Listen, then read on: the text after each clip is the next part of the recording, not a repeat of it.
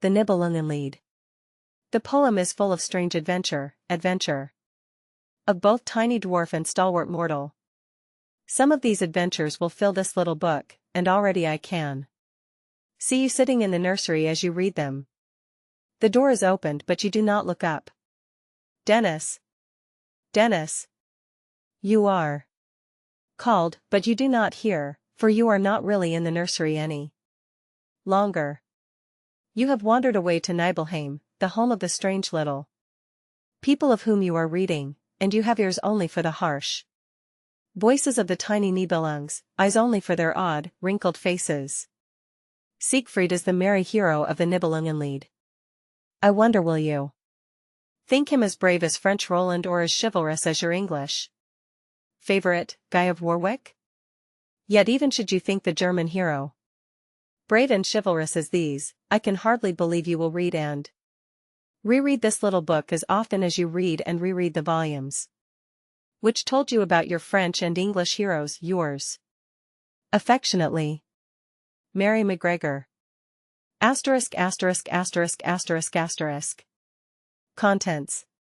******************************************************************************************************************************************************************************************************************************************************************************************** Page 14. Siegfried and Kriemhild go to Worms, 99. 15. Siegfried is slain, 106. ******************** List of pictures. Then Mimer saw the bear, frontispiece_. Facing page.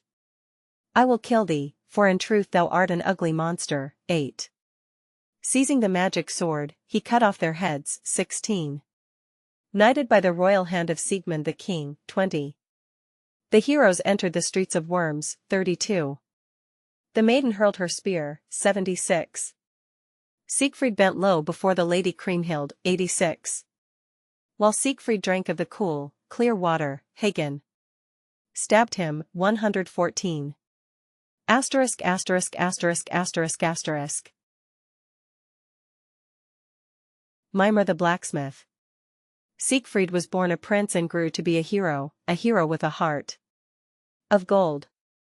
Though he could fight, and was as strong as any lion, yet he could love too and be as gentle as a child.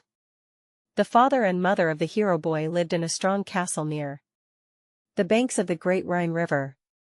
Siegmund, his father, was a rich king, Sieglind, his mother, a beautiful queen, and dearly did they love their little son Siegfried. The courtiers and the high-born maidens who dwelt in the castle honored the little prince, and thought him the fairest child in all the land, as indeed he was.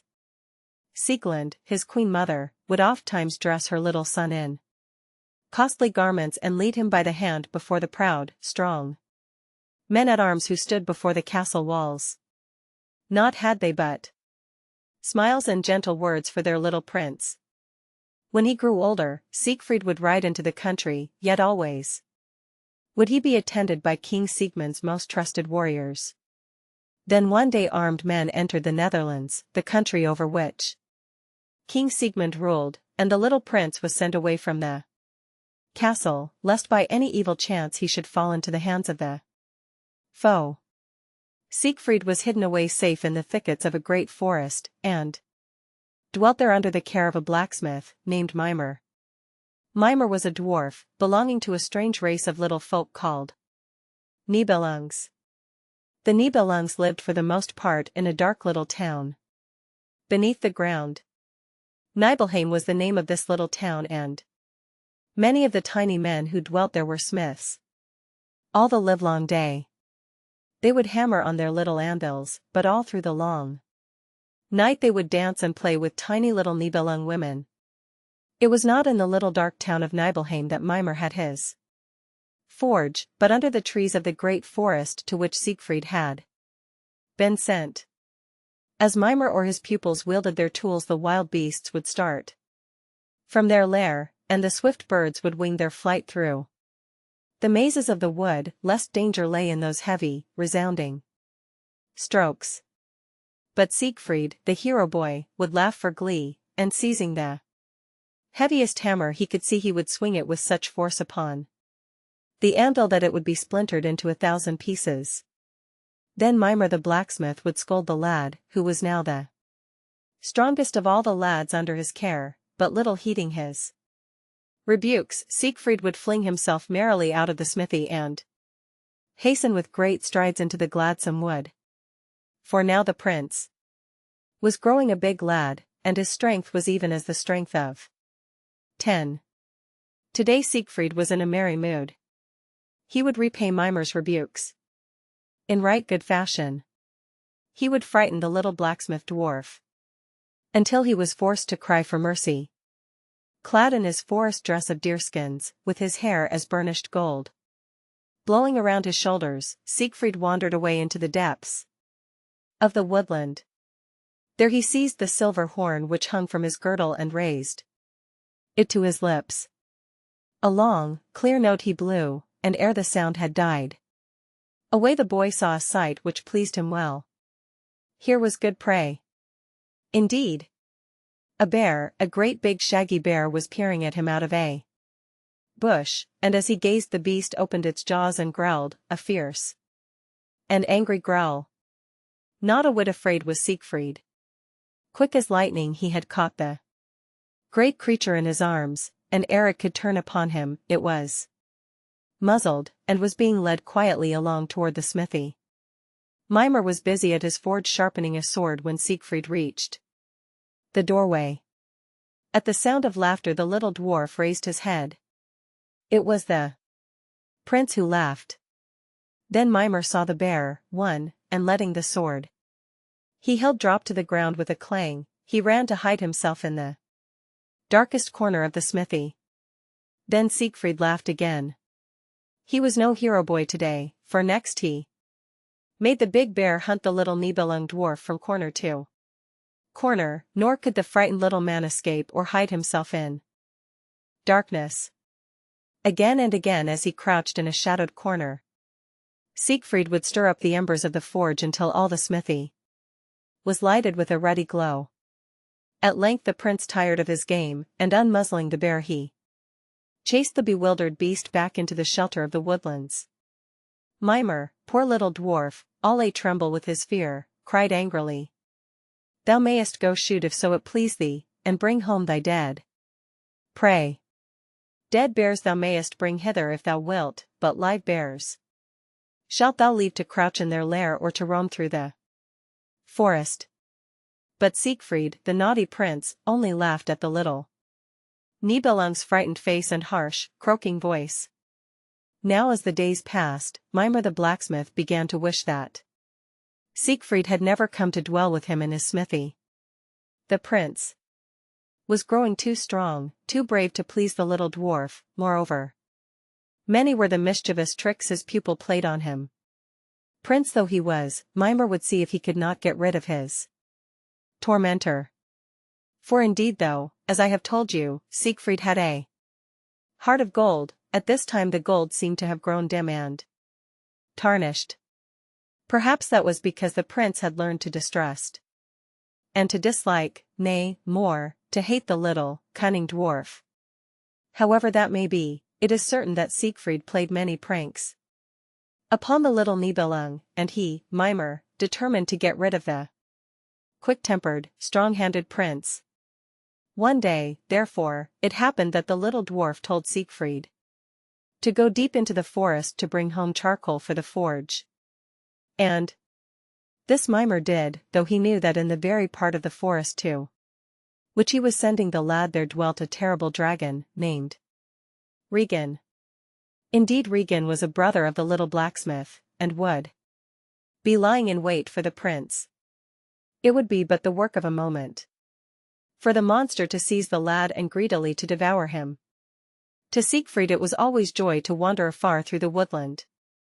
Ofttimes had he thrown himself down on the soft, moss-covered ground, and lain there hour after hour, listening to the woodbird's song. Sometimes he would even find a reed and try to pipe a tune as sweet as did the birds, but that was all in vain, as the lad soon found. No tiny songster would linger to hearken to the shrill piping of his grassy reed, and the prince himself was soon ready to fling it far away. It was no hardship then to Siegfried to leave the forge and the hated little Nibelung, therefore it was that with right goodwill he set out in search of charcoal for Mimer the blacksmith. As he loitered there where the trees grew thickest, Siegfried took his horn and blew it lustily. If he could not pipe on a grassy reed, at least he could blow a rousing note on his silver horn. Suddenly as Siegfried blew, the trees seemed to sway, the earth to give out fire. Regan, the dragon, had roused himself at the blast, and was even now drawing near to the prince. It was at the mighty strides of the monster that the trees had seemed to tremble, it was as he opened his terrible jaws that the earth had seemed to belch out fire. For a little while Siegfried watched the dragon in silence. Then he laughed aloud, and a brave, gay laugh it was. Alone in the forest, with a sword buckled to his side, the hero was afraid of not even of Regan. The ugly monster was sitting now on a little hillock, looking down upon the lad, his victim as he thought. Then Siegfried called boldly to the dragon, "I will kill thee, for in truth thou art an ugly monster." At those words Regan opened his great jaws, and showed his terrible fangs. Yet still the boy prince mocked at the hideous dragon. And now Regan in his fury crept closer and closer to the lad, swinging his great tail, until he well-nigh swept Siegfried from his feet. Swiftly then the prince drew his sword, well-tempered as he knew, for had not he himself wrought it in the forge of Mimer the blacksmith? Swiftly he drew his sword, and with one bound he sprang upon the dragon's back, and as he reared himself, down came the hero's shining sword and pierced into the very heart of the monster. Thus as Siegfried leaped nimbly to the ground, the dragon fell back dead. Regan was no longer to be feared. Then Siegfried did a curious thing.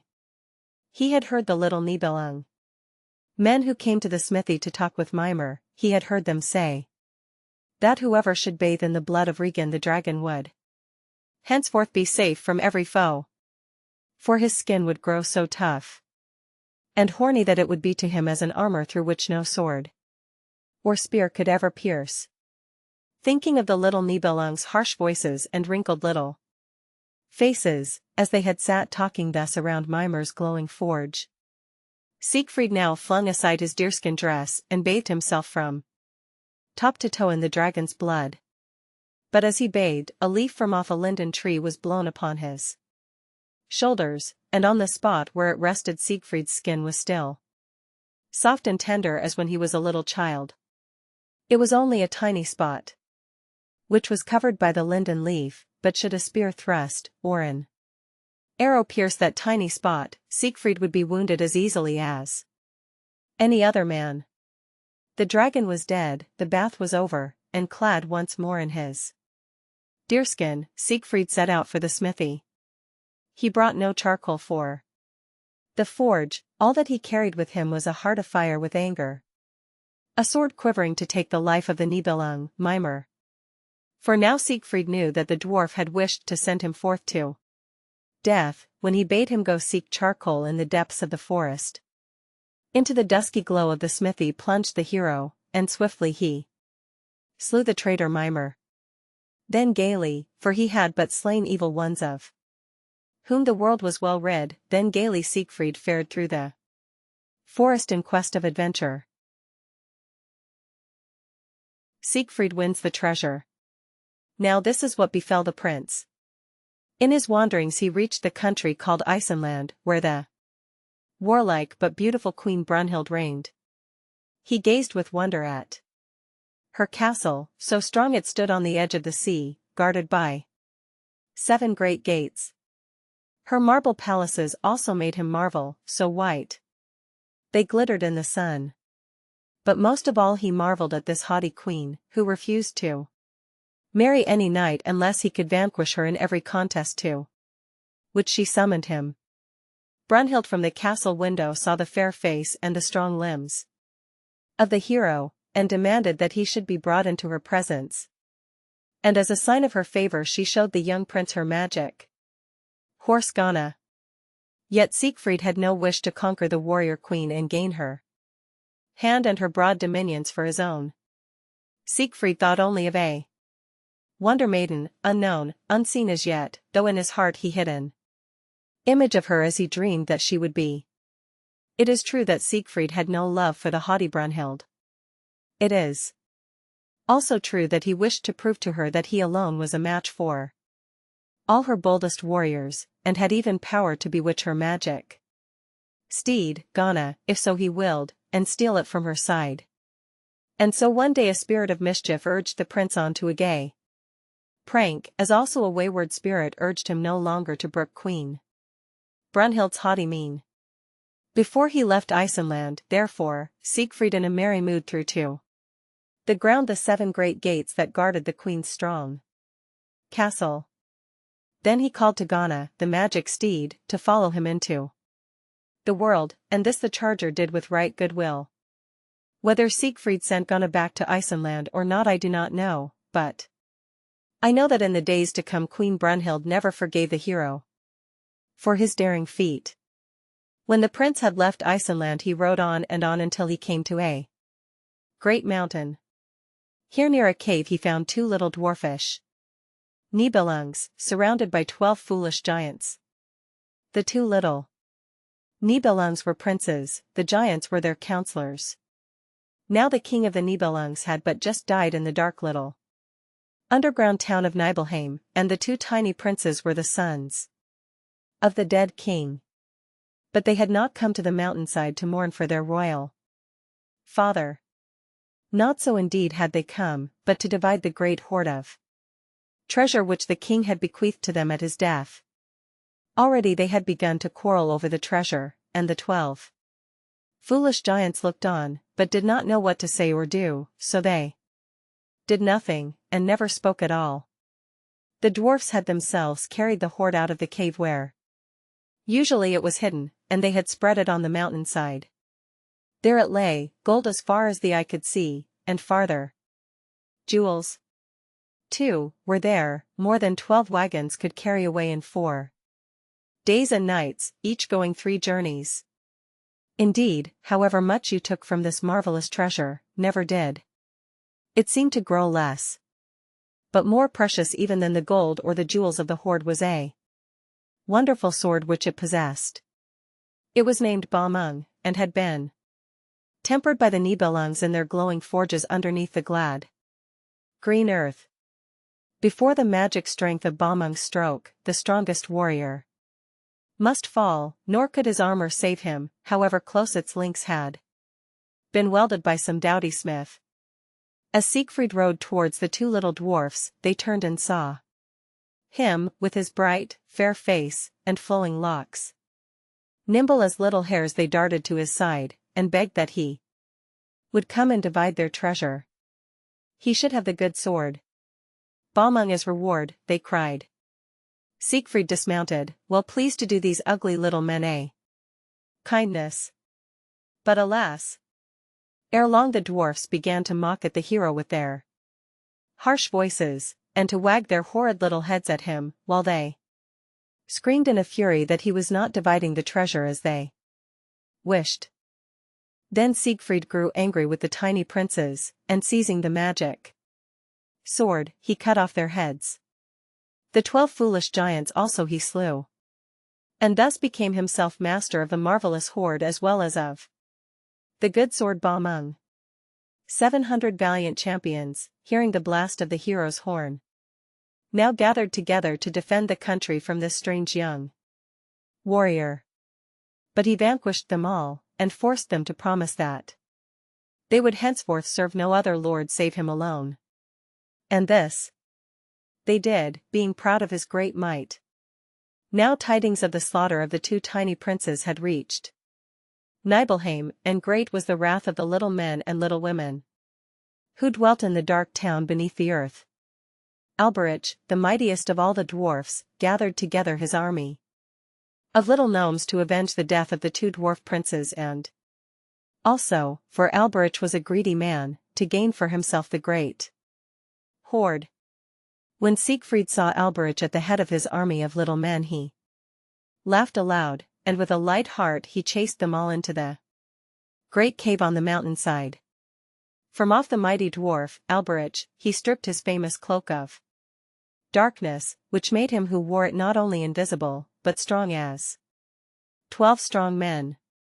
He snatched also from the dwarf's fingers his wishing rod, which was a magic wand.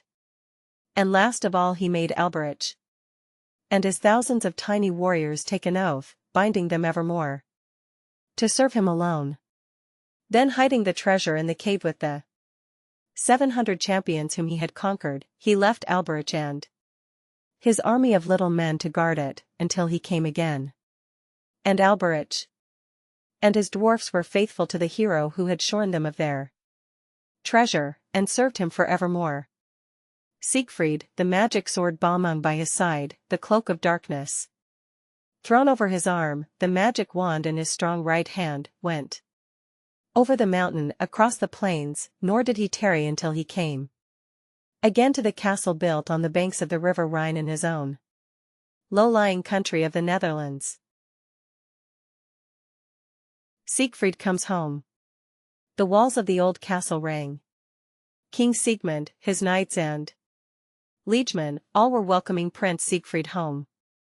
They had not seen their hero prince since he had been sent long years before to be under the charge of Mimir the blacksmith.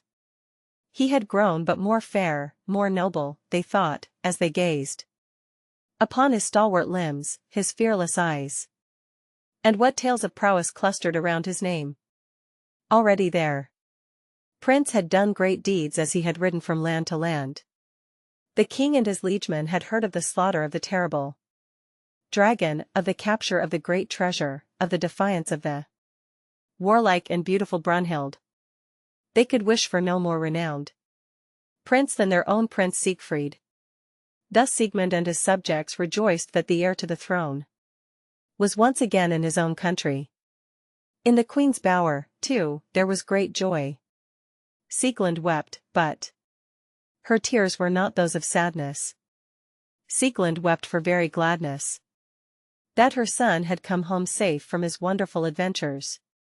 Now Siegmund wished to give a great feast in honor of his son.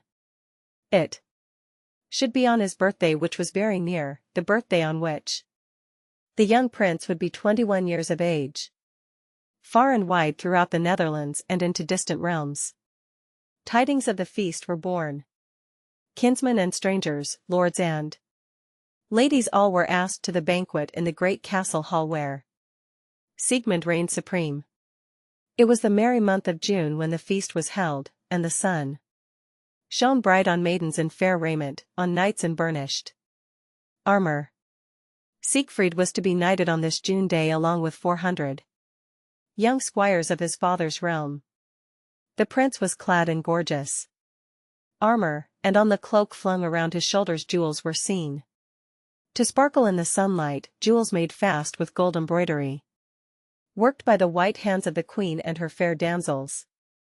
In games and merry pastimes the hours of the day sped fast away, until the great bell of the minster pealed, calling the gay company to the house of God for evensong.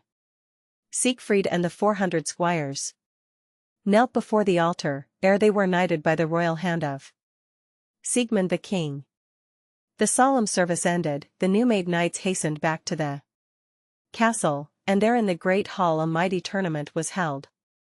Knights who had grown grey in service tilted with those who but that day had been given the grace of knighthood. Lances splintered, shields fell before the mighty onslaughts of the gallant warriors, until King Siegmund bade the tilting cease. Then in the great hall feasting and song held sway until daylight faded and the stars shone bright. Yet no weariness knew the merrymakers. The next morning, and for 6 long summer days, they tilted, they sang, they feasted.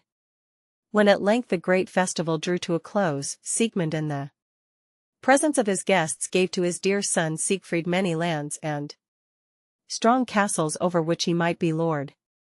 To all his son's comrades, too, the king gave steeds and costly raiment, while Queen Sieglind bestowed upon them freely coins of gold.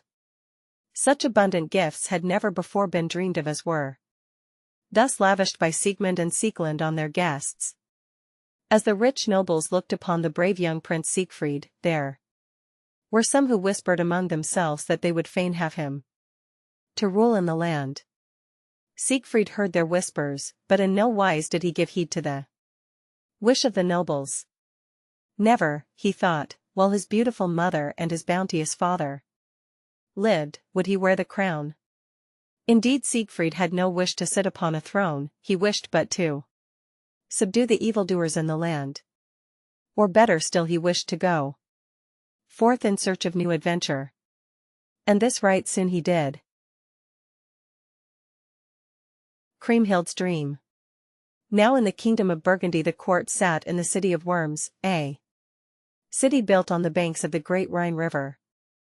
At this court dwelt a beautiful princess named Kriemhild. More beautiful was she than any other maiden in the wide world.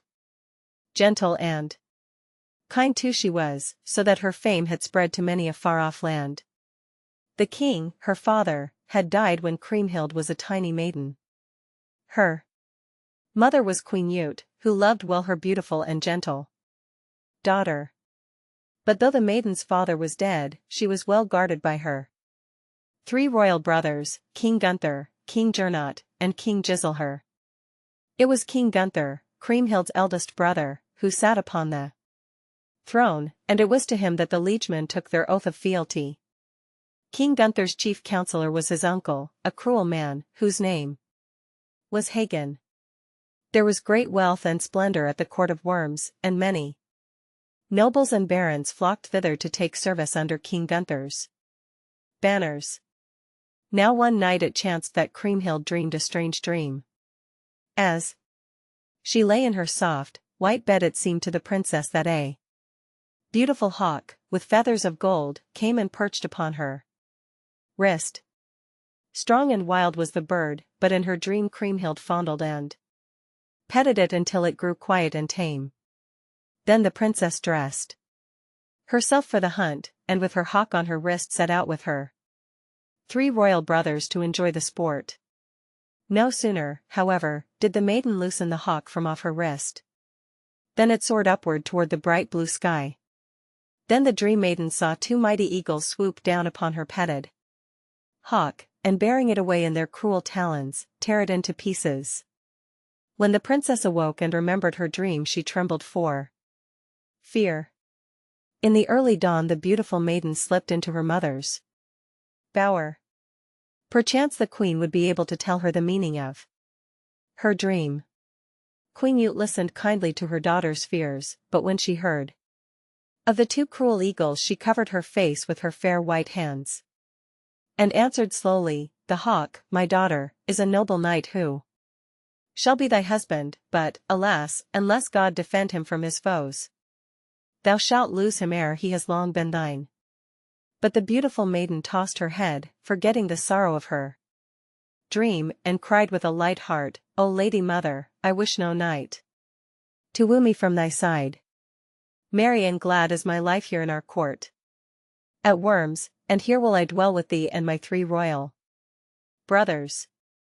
"Nay," said the queen, "speak not thus, fair daughter, for God will send to thee a noble knight and strong." Yet still the maiden laughed. She knew not that even now a hero of great renown was on his way to the royal city, a hero who already bore the maiden's image in his heart, and hoped to win her one day for his bride. Siegfried journeys to Worms. To the Netherlands, as to many another land, came rumors of the beauty and the gentleness of the Princess Kriemhild. Siegfried at first paid little heed to what he heard of a wonder maid who dwelt in the famous court of Worms. Yet by and by he began to think she was strangely like the unknown maid whose image he carried in his heart. When he heard that many knights had ridden far that they might see this fair princess, he made up his mind that he also would go thither. To the court at Worms. Siegmund and Sieglind had often begged the prince to wed some great princess. He thought, therefore, that they would be well pleased that he was going into Burgundy to see the beautiful maiden Kriemhild. But the king and queen were grieved when they knew that Siegfried must leave them. Kriemhild, it was true, was as good as she was beautiful. But two of her brothers were proud and haughty men of Burgundy. Moreover, their uncle Hagen had a grim and cruel temper, and it was he who really ruled the land. It might be that their son would not be welcome to the court at Worms, and ill might betide him in a strange country. Yet Siegfried would have his way. He must certainly go to Burgundy too. With a gentle maiden who had already sent many knights away, unmoved by all their vows of courtesy and love. For, indeed, no knight yet had the lady seen whom she would call her lord. Then Siegmund, seeing that Siegfried had determined to go to Worms, warned him that King Gunther was too weak to be trusted, while Hagen, his chief counselor, was so powerful at court that he might work ill on whom he would. As of old, the hero laughed aloud. Should Hagen deny what I shall ask in courtesy, he shall learn that strong is my right hand, cried the prince. His country and his kings I will surely wrest from him if he treat me with disdain. Speak not thus foolishly, said King Siegmund. Should thy wild words be carried to Hagen's ears, thou wouldst never be allowed to cross the borders of his country. If go thou must to Burgundy, take with thee an armed force. See, I will summon my warriors to follow thee lest danger befall. Nay, but an army will I not take with me, lest Gunther dream I have come to invade his land. I, with 11 brave knights to follow me, will ride to Burgundy. Your help do I crave, good father. Give me, I pray thee, 11 stalwart warriors. Then Siegmund called for 11 of his bravest knights, and bade them prepare to follow their prince. Meanwhile Queen Sieglind had been weeping bitterly for fear lest her dear son should fall into danger in King Gunther's country. But Siegfried stole to her side, and taking her frail, white hands in his strong ones, he said tenderly, Lady Mother, I pray thee weep not, neither fear for me. Then, knowing well what would please the Queen best, he pleaded with her to aid him in his adventure. Provide me and my 11 knights with beautiful garments, thus he coaxed his lady mother, that we may go to Burgundy clad as proud heroes should. Swiftly the queen dried her tears. If go thou must, dear son, she said, thou shalt go clothed in the best apparel ever warrior wore. Thou and also thy brave comrades. Thus day by day, while the 11 warriors polished their armor until it shone as the noontide sun, Sieglind and her maidens sat stitching. Gladly they stitched, nor ever did their fingers loiter at their seams until Prince Siegfried's garments were complete. At length all was ready and Siegfried and his 11 brave warriors took farewell of their native land. Gently the bold hero kissed his lady mother as once again her sad tears fell. Fear not, dear mother. He said, fear not, ere long I will return and bring with me the beauteous maiden Kriemhild. Yet the queen and her maidens wept, and over the little band of knights a sudden gloom fell, they knew not why. But ere long as they journeyed along, gay thoughts cheered the warriors, laughter and merry jests filled the air, for were they not going forward to fame and fair adventure? For 6 days Siegfried and his knights journeyed, and on the 7th they reached the sandbank by the Rhine which led them into Worms. Boldly, and clad in their most costly garments, the prince and his companions entered the royal city. Siegfried's welcome to Worms. As the heroes entered the streets of Worms, the people came out of their houses all agape with wonder. Who could the bold strangers be? See how their horses' trappings shone as burnished gold, and how their white armor glittered in the sunlight. Then down from the castle rode Gunther's warriors to welcome the strangers. Right courteously did they greet Siegfried and his 11 brave knights. As the custom was, they sent their minions to lead away the strangers' chargers to the stalls, and to bear their shields to a place of safety. But Siegfried cried gaily, "Nay, from our steeds and our armor will we not part, for ere long I and my gallant warriors will ride away again to our own country. I pray thee now tell me where I shall find thy king, for to speak with him came I thither." "King Gunther," cried his warriors, "is even now seated in yonder hall, and around him are gathered many gallant heroes, many brave knights." Now in the hall tidings had reached King Gunther of the band of strangers who had so boldly entered into the royal city. When he heard of their gorgeous raiment and their shining armor, much did he desire to know from whence they came. Then one of his lords said to the king, "We know not who these strangers be, yet if thou wilt send for Hagen, it may be he can tell thee. For to Hagen strange lands are well known, as also the kings and princes who dwell therein." Therefore Hagen was summoned in all haste to the presence of King Gunther. "Tell me now," said the king, as his counselor bowed low before him. "Tell me, if in truth thou knowest, who be these strangers that ride so boldly towards the castle?" Strong and stern Hagen stood up before the king. No winsome hero was this man, but a warrior fierce and grim, with eyes to pierce all on whom he gazed, so keen, so quick they were.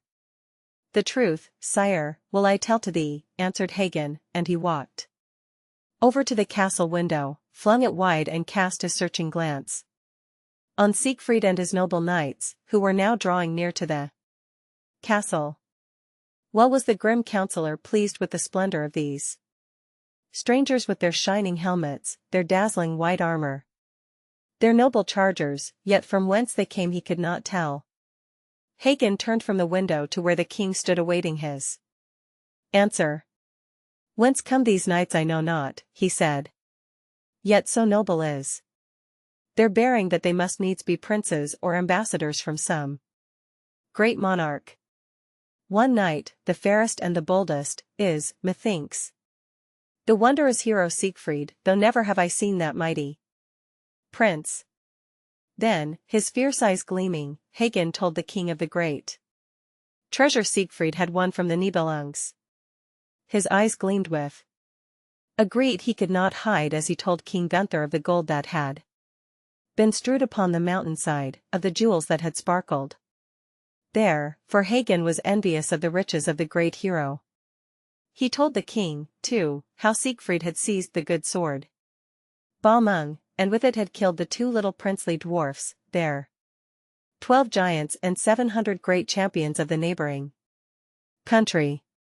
Of Alberich, too, Hagen told his master, of Alberich from whom Siegfried had taken the cloak of darkness and the magic wand, and who now guarded the hoard for the mighty hero alone.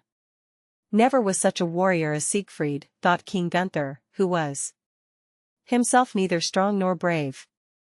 But yet more had Hagen to tell, even how Siegfried had slain a great dragon and bathed in its blood until his skin grew tough and horny, so that no sword thrust could do him any hurt. But of the linden leaf and of the tiny spot between the hero's shoulders where he could be smitten as easily as any other knight, of these things Hagen, knowing nothing, did not speak. "Let us hasten to receive this young prince," said the counselor, "as befits his fame. Let us hasten to gain his goodwill lest our country suffer from his prowess."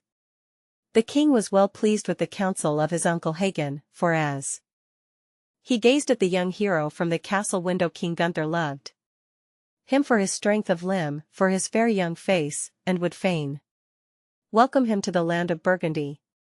If in truth the knight be Siegfried, said the king, right glad am. Siegfried, if so he be, is the son of a wealthy king, said Hagen.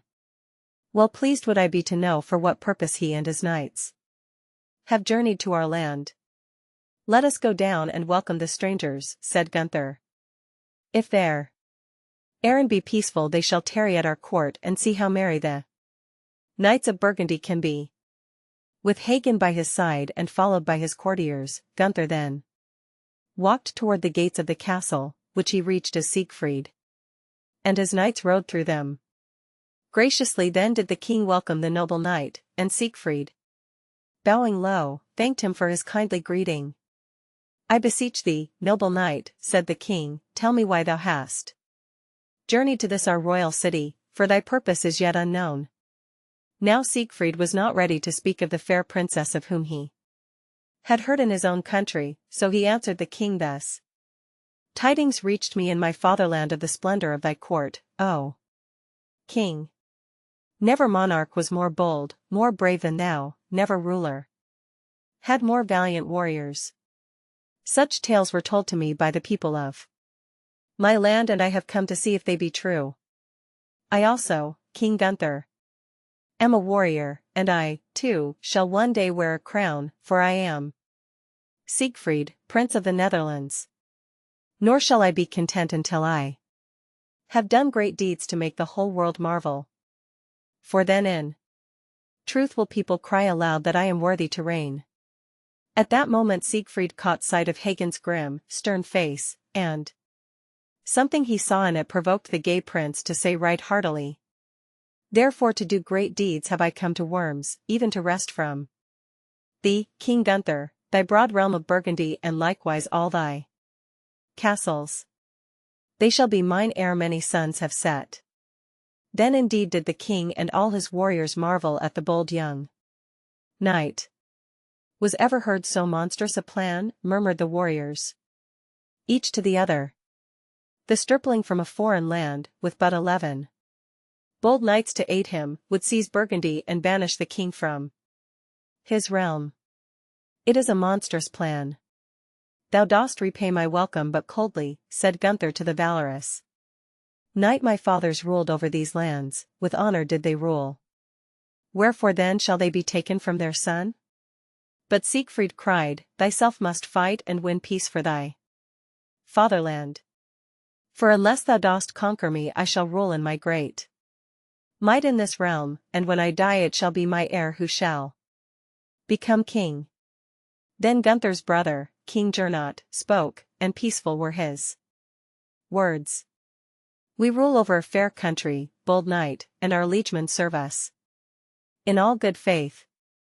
No need have we to fight for this our fatherland. Therefore do thou go and leave us in peace. But King Gunther's warriors listened sullenly to the words of Gernot. And they muttered, such words shall scarce save the braggart. Stranger, for hath he not challenged our king to fight, and the hands of the stout warriors crept to their sword hilts. We will master this haughty prince, they cried aloud then in their anger. Hot was Siegfried's temper as he heard their words, and proudly did he answer, ye are all but vassals and would ye measure swords with me, eh? King's son? Nor, should ye fall on me altogether, could ye hope to overcome me, and Siegfried swung aloft his good sword Baumung. Then one of the stout warriors whom Siegfried thus defied called lustily for his armor and his shield. But again King Gernot spoke.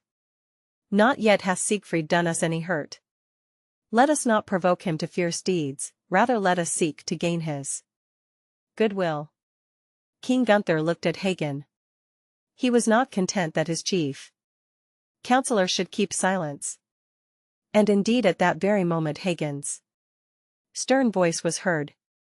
We do well to be wrathful at the words of this bold stripling, he said, his keen eyes glancing fiercely meanwhile at Gernot. We do well to be wrathful, for why should Siegfried thus mock at us who have never done him aught of ill? Dost think I but mock thee with my words, cried the rash knight. Ere long thou shalt see the deeds which my strong right hand shall do. In this fair land of Burgundy. Again amid the angry tumult Gernot's voice was raised, forbidding his warriors to answer the stranger with harsh words. As Gernot's peaceful voice fell upon Siegfried's ear for the third time, he began to think of Kriemhild, the wonder lady of his dreams. He grew ashamed of his anger. He would curb it lest he should never win the princess for his bride. Then Gernot, seeing the fierceness die out of the stranger's face, spoke yet again. Thou shalt be welcome, thou and thy comrades, too. Worms, and right glad will we be to serve thee, and Gernot ordered goblets of the king's wine to be brought to the strange guests. Siegfried and his knights took the goblets, and having drained them, they were ready to forget their warlike words. King Gunther, seeing that his guests were no longer angry, led them to the banqueting hall, and Siegfried was soon laughing his own glad, gay laugh. When at length the feast was ended, the stranger knights were lodged each as befitted his rank. Then throughout the fair land of Burgundy there stole the story of the king's bold hero guest, Sir Siegfried. Siegfried's sojourn at Worms. At the court of Worms high festival was held to do honor to Siegfried and his 11 brave warriors. It is true that his boldness when he entered the city had made the kings and their liegemen wish to serve the dauntless hero, yet now it was not of his boldness that they thought, but of his happy, winsome ways. Indeed it was but a short time until he was the most favored prince in all the gallant throng of courtiers that gathered round King Gunther in his royal city. Only one in all the country hated the gallant prince of the Netherlands, and that one was the stern and fierce-eyed Hagen, but of the counsellor's ill will the light-hearted hero knew not. Merry were the frolics, gay the pastimes at the court of Worms, and in every game and sport Siegfried was the most skillful. Did the warriors hurl the stone? None could hurl it as far as could Siegfried. Did they leap? No one ever leaped as far as did the prince. Did they go a-hunting? No one brought down the prey as often as did the hero. Did they tilt in the tournament? Siegfried it was whoever gained the prize. Yet none was envious of the prince, so glad he was, so light of heart. When games were held in the great castle hall, ladies clad in garments of richest hue, and sparkling with gems of ruddy gold, would come into the galleries. And ever as they watched the gallant knights their eyes would follow the most gallant of them all, the hero Siegfried. But among these fair counts and ladies the Princess Kriemhild was never to be seen, and Siegfried had no thought to spare for any other damsel. In his heart was ever the image of the maiden whom he had come hither to win. The princess might not go down to the great hall to see the tournament, yet as she sat in her tower she would ofttimes think of the mighty strength of this hero, of his heart of gold. And almost before she was aware Kriemhild had found the prince whom she would gladly call her lord. When she heard the knights running and leaping in the courtyard, Kriemhild would lay her seam aside, and princess though she was, she would run to her lattice window, and peeping through, she would watch her hero with glad eyes, victor in every pastime. Nor would she turn away until the sports were ended and the courtyard once again grew silent and deserted. Siegfried did not know that Kriemhild's glad eyes were peeping through her lattice window, and had he known he would scarce have dared to dream that her glance was fixed on no other save on him alone. Indeed sometimes the hero's heart misgave him. When would he see the maiden whom he loved? Had she no pleasure in his nightly games, no smile to give him for his skill? Nay, she was as great a stranger to him now as when he had ridden into the royal city of Worms in hope to gain her favor. Thus for 1 whole year Siegfried dwelt with the 3 kings of Burgundy, and during all that time he never once saw the wonder lady of his dreams, the Princess Kriemhild. At the end of the year King Gunther's fair realm of Burgundy was threatened with invasion and with mighty wars. No longer did the castle hall at Worms ring with the merry pastimes of the courtiers. All was grave, silent, for King Gunther and his brothers and his counselors were in sore distress. That day heralds had ridden into the land and demanded audience of King Gunther. "Now who hath sent you hither?" said the king in angry mood. "Our masters," cried the heralds. "King Ludgast and King Ludiger have sent us to warn thee that they hate thee and will invade thy land. With great armies will they come to thy realm of Burgundy. Within 12 weeks will they be here, unless thou dost offer a ransom for thy kingdom." "Tarry a little," said Gunther, "until I have spoken with my counselors, then shall ye carry my answer back to thy masters." King Gernot had heard the challenge of the heralds, and dauntless he cried, "Our good swords shall defend us. What fear we from the foreign host?" But Hagen cried, "Ludgast and Ludiger are fierce, and evil will overtake us, for scarce have we time in which to gather our liegemen together ere the foe will be in our land. Speak thou, O king, unto the hero Siegfried. It may be that his powers can help us now." Meanwhile King Gunther commanded that the heralds should be lodged with all due courtesy, and this he did for the sake of his fair fame. Now as Gunther sat brooding over the evil which seemed as though it would overtake his land, Siegfried came to his side. He knew no reason for the king's distress. "What hath come to pass," said the hero, "that all our merry pastimes are ended? For since ever I came into the fair land of Burgundy hath the castle hall of thy royal city echoed with the ring of knightly deeds, and tilts and justs have long held sway. Why, therefore, are the merry pastimes ended, and wherefore dost thou sit here thus sad and downcast?" "Not to everyone," said King Gunther, "would I tell my sorrow, nay, to none save a steadfast friend dare I declare it."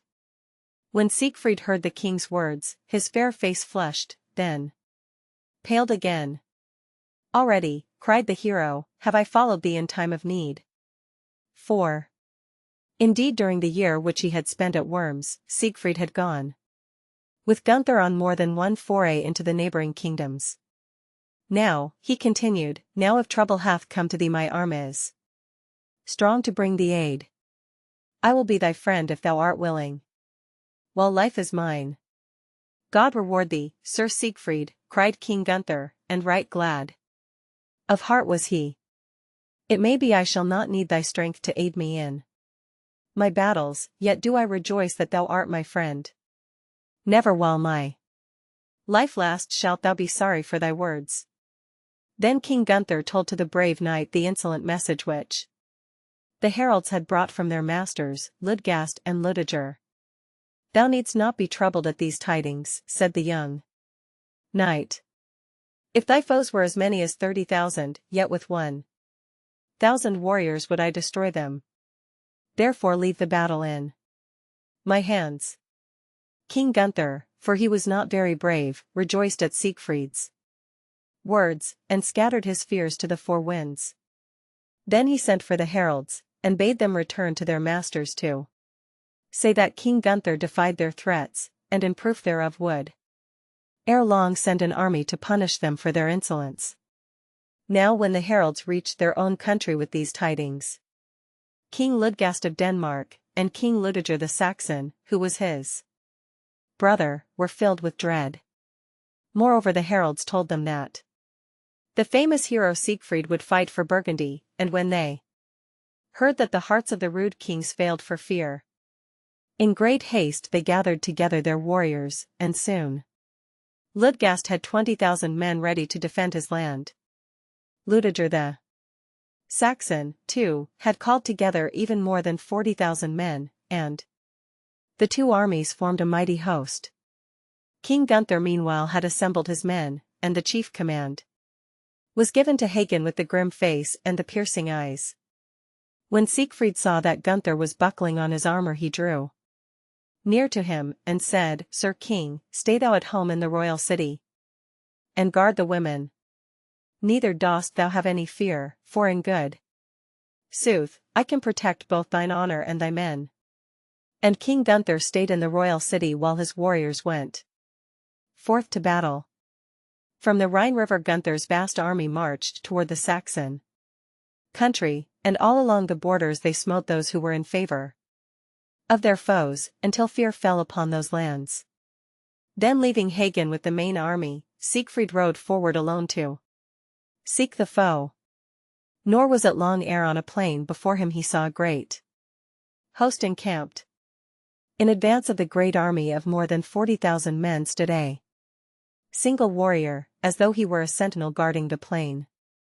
A shining shield of gold was in his hand, and when Siegfried saw that, he knew that the sentinel was none other than Ludgast himself. Even as Siegfried knew his enemy and spurred forward his steed, Ludgast saw the hero digging his spurs into the sides of his horse. He also sprang forward, and, with lances poised, the two mighty men met and charged with all their strength. On dashed the noble steeds as though driven by a tempest, until the king and the prince drew rein, and turning faced each other once again, their swords now in their hands. With such great strokes did Siegfried ply his foe, that fiery sparks flamed all around the helmet of the king, while the noise of his mighty blows filled the space around as with peals of thunder. King Ludgast was a worthy foe, and many an ugly thrust did Siegfried parry with his shield. But at length with his good sword Balmung, the hero pierced through the steel harness of Ludgast the king.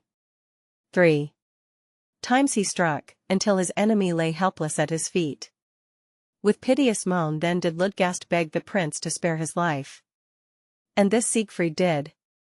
Then, as the hero was going to sheath his sword, up rode 30 of the king's warriors, who had watched the fray from afar. Fiercely they beset the hero who had vanquished their king, and stealthily did they seek to rescue his prisoner. But Siegfried brandished his good sword Balmung, and with his own strong right hand slaughtered the 30 warriors, all save one. Him the prince spared that he might carry the dire tidings of the capture of King Ludgast to the army on the plain.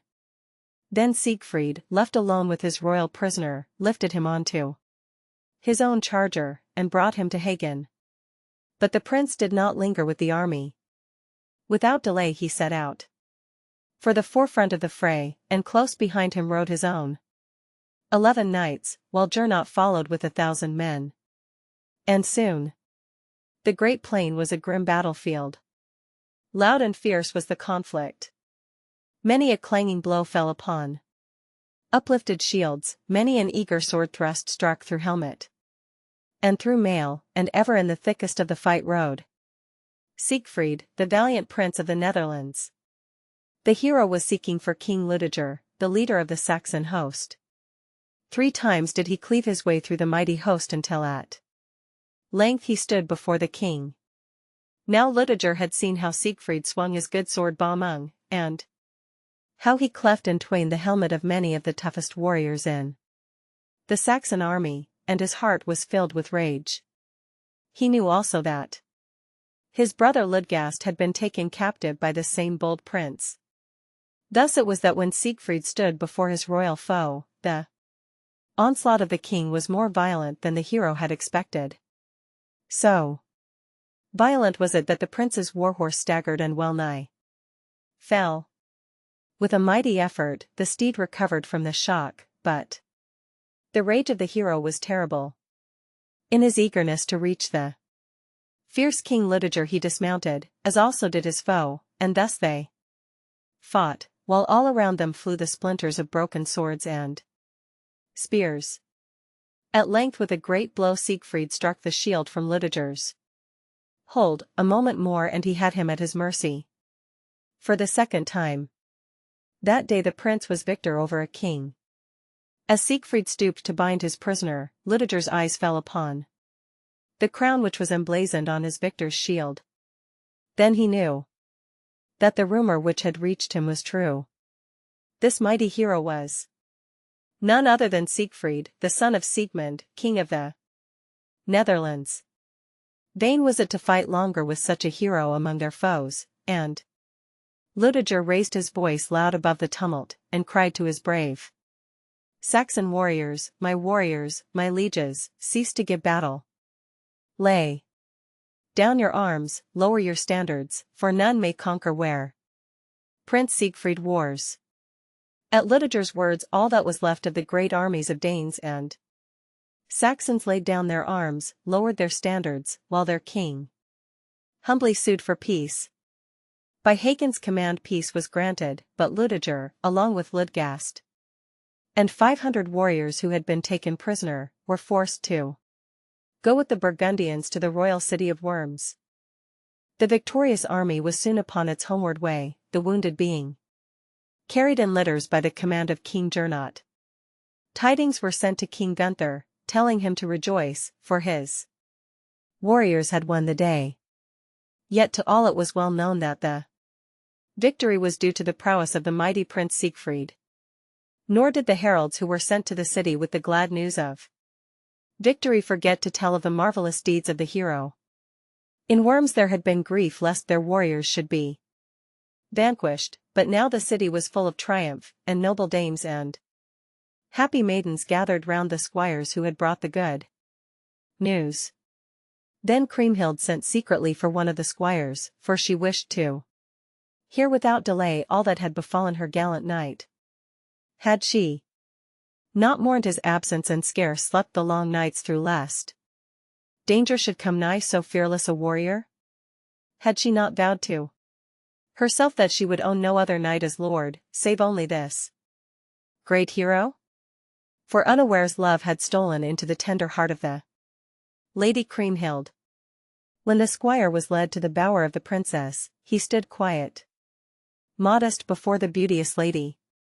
Tell me the dear tidings, she said, stint not thy words, and gold will I give to thee in plenty. Yet at first the princess had no courage to ask of Siegfried's prowess.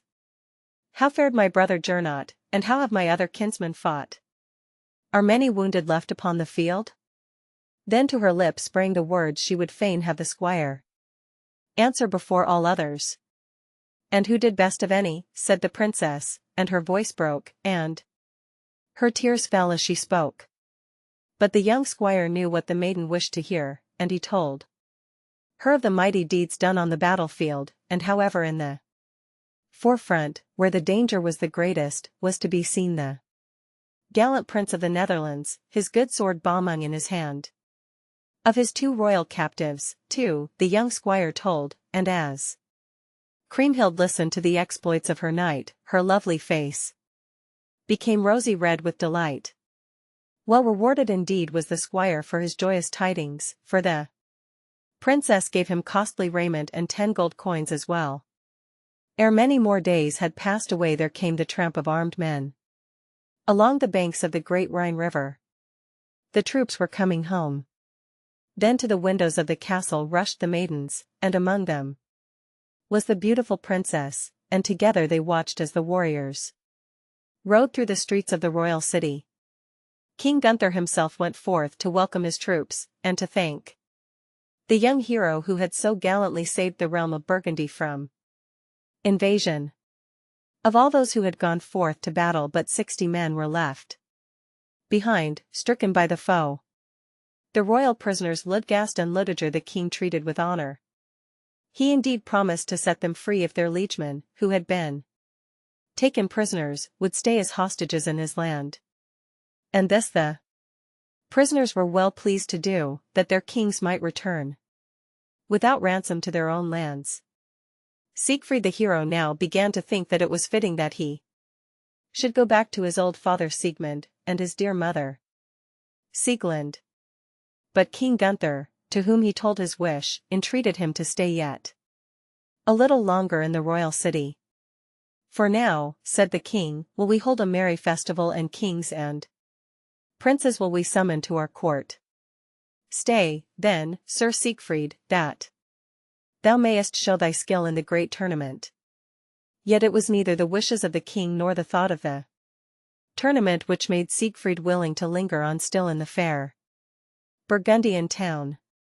It was the image of a gentle maiden, whom yet he had never seen, which kept him from speeding home to his own country. Perchance if he waited he would see her soon, the wonder maiden, whose image even on the battlefield was safe hidden in his heart. Siegfried sees Kriemhild. Queen Ute, the mother of Kriemhild, heard that a great festival was to be held, and she made up her mind that she and her daughter should grace it with their presence. Then was there great glee among the handmaidens of the queen, and they scarce slept at night for thinking of bright ribbons and gay raiment. But to Kriemhild more joyous than any hope of costly garments was the hope that at the great festival she would see, nay even speak with, her knight, Sir Siegfried.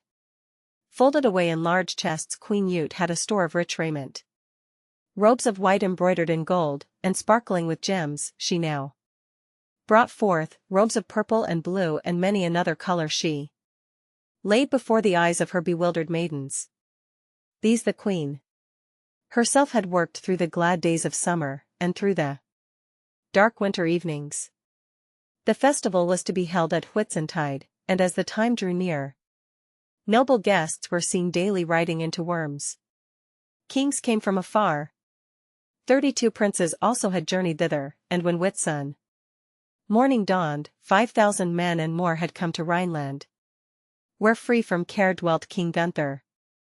When the knights had entered the lists, the king sent 100 of his liegemen that they might bring Queen Ute and her gentle daughter to the great hall.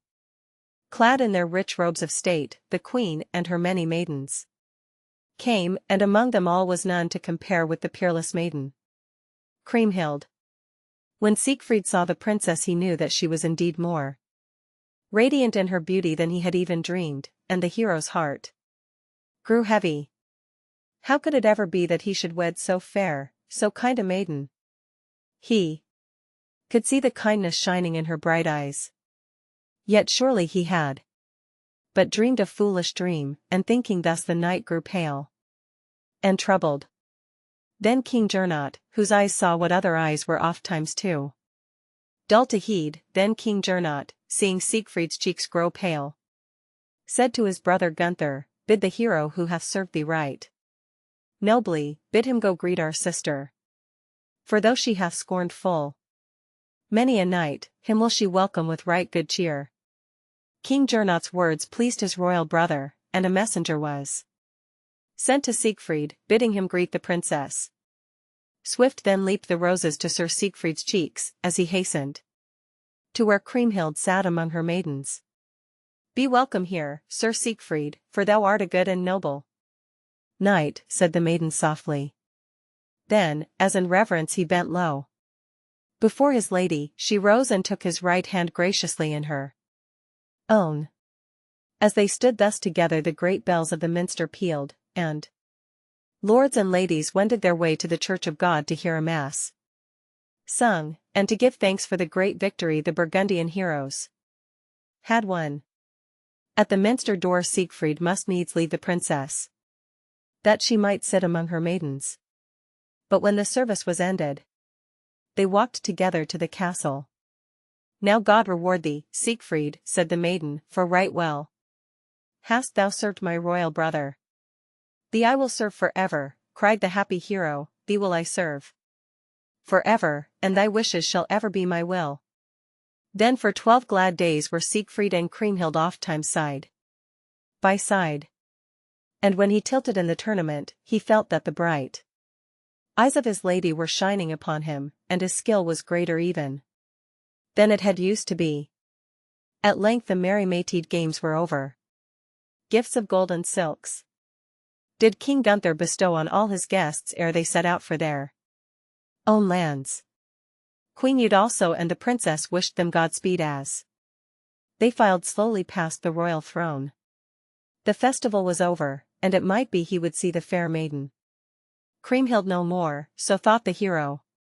Well, he would away to his own home in the Netherlands once more. But Giselher, Kriemhild's youngest brother, heard that Siegfried was making ready to leave the royal city, and he begged him to stay.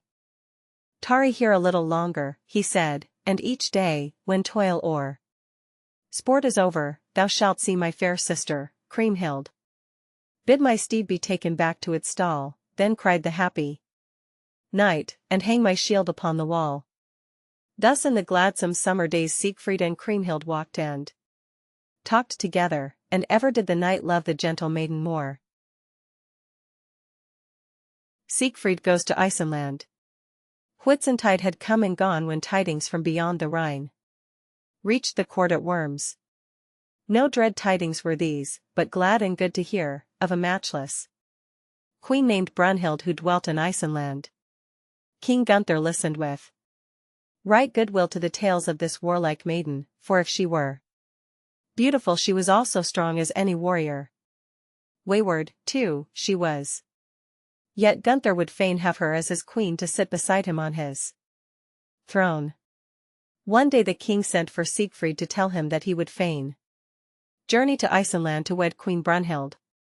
Now Siegfried, as you know, had been in Iceland and knew some of the customs of this wayward queen. So he answered the king right gravely that it would be a dangerous journey across the sea to Iceland, nor would he win the queen unless he were able to vanquish her great strength. He told the king how Brunhild would challenge him to 3 contests or games, as she would call them. And if she were the victor, as indeed she had been over many a royal suitor, then his life would be forfeited.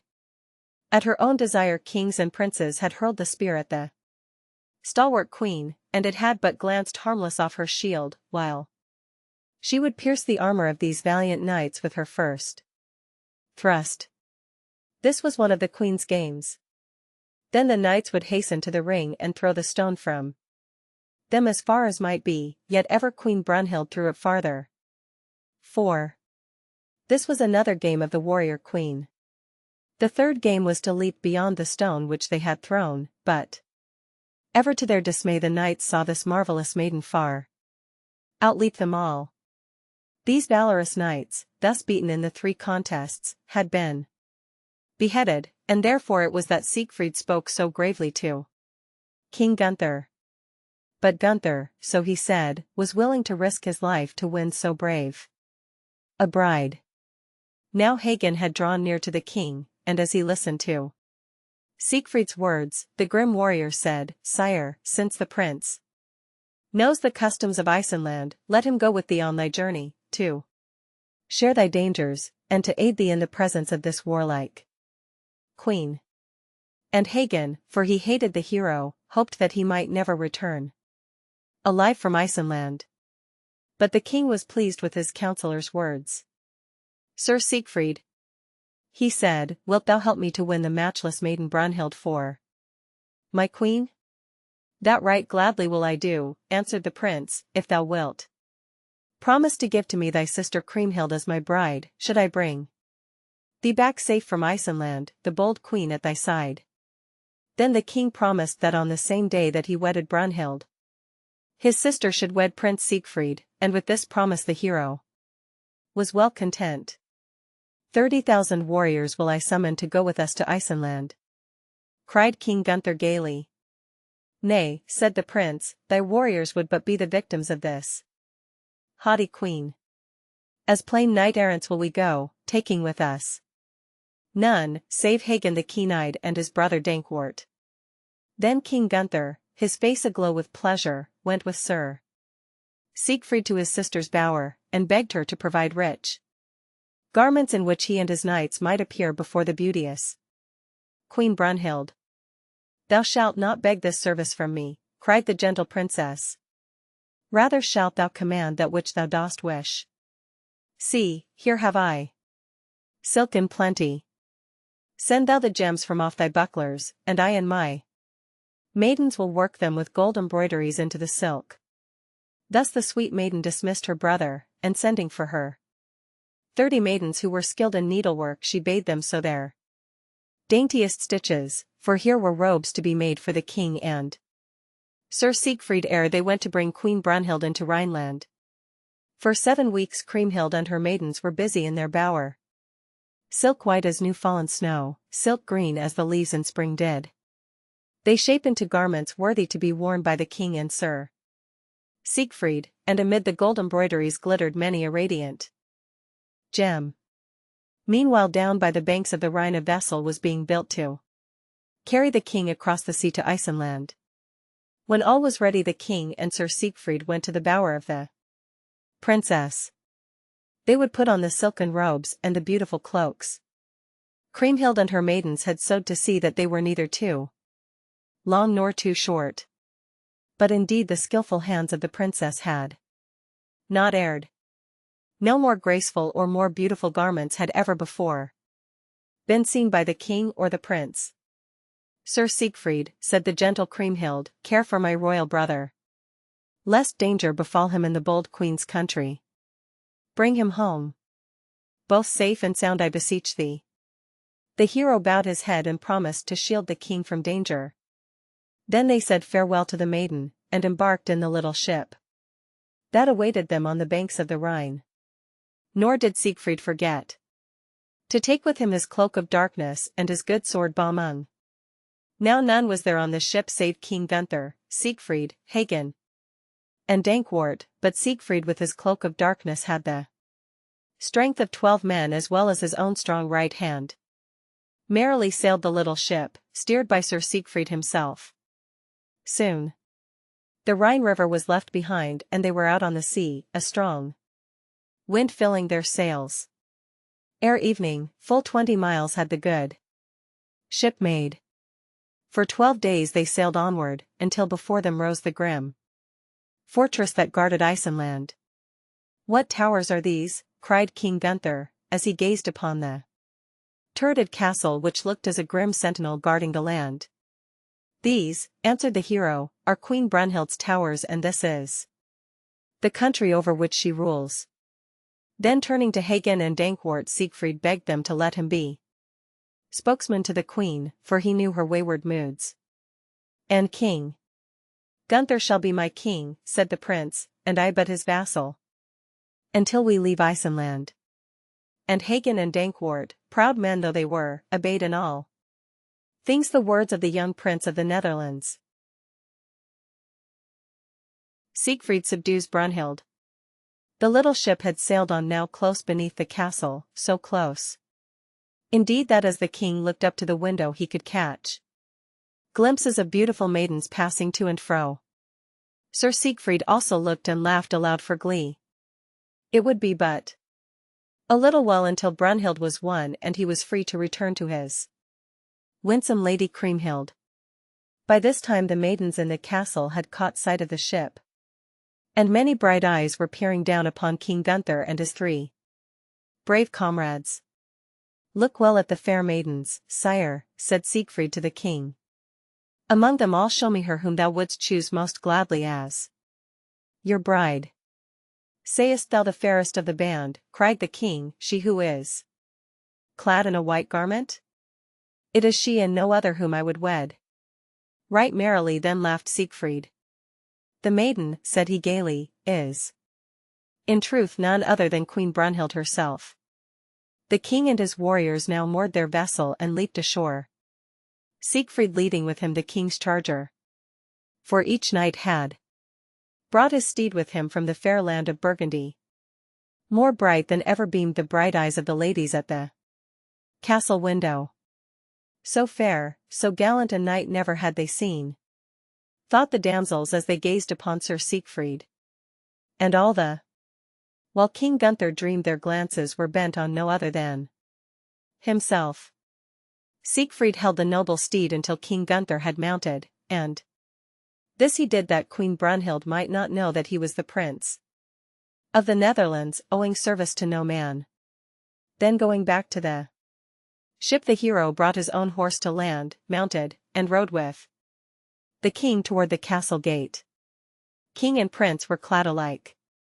Their steeds as well as their garments were white as snow, their saddles were bedecked with jewels, and on the harness hung bells, all of bright red gold. Their shields shone as the sun, their spears they wore before them, their swords hung by their side. Behind them followed Hagen and Dankwart, their armor black as the plumage of the wild raven, their shields strong and mighty. As they approached the castle the gates were flung wide open, and the liegemen of the great queen came out to greet the strangers with words of welcome. They bid their hirelings also take the shields and chargers from their guests. But when a squire demanded that the strangers should also yield their swords, grim Hagen smiled his grimmest, and cried, "Nay, our swords will we e'en keep lest we have need of them." Nor was he too well pleased when Siegfried told him that the custom in Iceland was that no guest should enter the castle carrying a weapon. It was but sullenly that he let his sword be taken away along with his mighty shield. After the strangers had been refreshed with wine, her liegemen sent to the queen to tell her that strange guests had arrived. "Who are the strangers who come thus unheralded to my land?" haughtily demanded Brunhild. But no one could tell her who the warriors were, though some murmured that the tallest and fairest might be the great hero Siegfried. It may be that the queen thought that if the knight were indeed Siegfried she would revenge herself on him now for the mischievous pranks he had played the last time he was in her kingdom. "In any case," she said, "if the hero is here he shall enter into contest with me. And he shall pay for his boldness with his life, for I shall be the victor."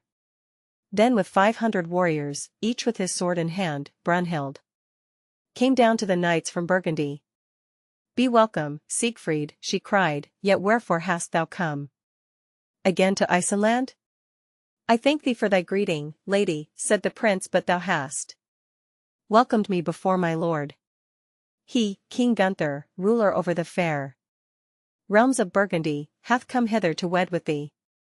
Brunhild was displeased that the mighty hero should not himself seek to win her as a bride, yet since for all his prowess he seemed but a vassal of the king, she answered, "If thy master can vanquish me in the contests to which I bid him, then I will be his wife, but if I conquer thy master, his life, and the lives of his followers will be forfeited."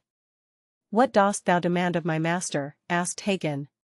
"He must hurl the spear with me, throw the stone from the ring, and leap to where it has fallen," said the queen. Now while Brunhild was speaking, Siegfried whispered to the king to fear nothing, but to accept the queen's challenge. "I will be near, though no one will see me, to aid thee in the struggle," he whispered. Gunther had such trust in the prince that he at once cried boldly, "Queen Brunhild, I do not fear even to risk my life that I may win thee for my bride." Then the bold maiden called for her armor, but when Gunther saw her shield, 3 spans thick with gold and iron, which 4 chamberlains could hardly bear, his courage began to fail. While the queen donned her silken fighting doublet, which could turn aside the sharpest spear, Siegfried slipped away unnoticed to the ship, and swiftly flung around him his cloak of darkness.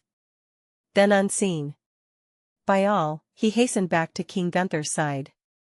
A great javelin was then given to the queen, and she began to fight with her suitor, and so hard were her thrusts that but for Siegfried the king would have lost his life. "Give me thy shield," whispered the invisible hero in the king's ear, "and tell no one that I am here." Then as the maiden hurled her spear with all her force against the shield which she thought was held by the king, the shock well-nigh drove both Gunther and his unseen friend to their knees. But in a moment Siegfried's hand had dealt the queen such a blow with the handle of his spear, he would not use the sharp point against a woman, that the maiden cried aloud, "King Gunther, thou hast won this fray." For as she could not see Siegfried because of his cloak of darkness, she could not but believe that it was the king who had vanquished her. In her wrath the queen now sped to the ring, where lay a stone so heavy that it could scarce be lifted by 12 strong men. But Brunhild lifted it with ease, and threw it 12 arms' length beyond the spot on which she stood. Then, leaping after it, she alighted even farther than she had thrown the stone. Gunther now stood in the ring, and lifted the stone which had again been placed within it. He lifted it with an effort, but at once Siegfried's unseen hand grasped it and threw it with such strength that it dropped even beyond the spot to which it had been flung by the queen. Lifting King Gunther with him, Siegfried next jumped far beyond the spot on which the queen had alighted. And all the warriors marveled to see their queen thus vanquished by the strange king. For you must remember that not one of them could see that it was Siegfried who had done these deeds of prowess. Now in the contest, still unseen, Siegfried had taken from the queen her ring and her favorite girdle. With angry gestures Brunhild called to her liegemen to come and lay their weapons down at King Gunther's feet to do him homage. Henceforth they must be his thralls and own him as their lord. As soon as the contests were over, Siegfried had slipped back to the ship and hidden his cloak of darkness. Then boldly he came back to the great hall, and pretending to know nothing of the games begged to be told who had been the victor, if indeed they had already taken place. When he had heard that Queen Brunhild had been vanquished, the hero laughed, and cried gaily, "Then, noble maiden, thou must go with us to Rhineland to wed King Gunther." A strange way for a vassal to speak, thought the angry queen, and she answered with a proud glance at the knight, "Nay, that will I not do until I have summoned my kinsmen and my good lieges.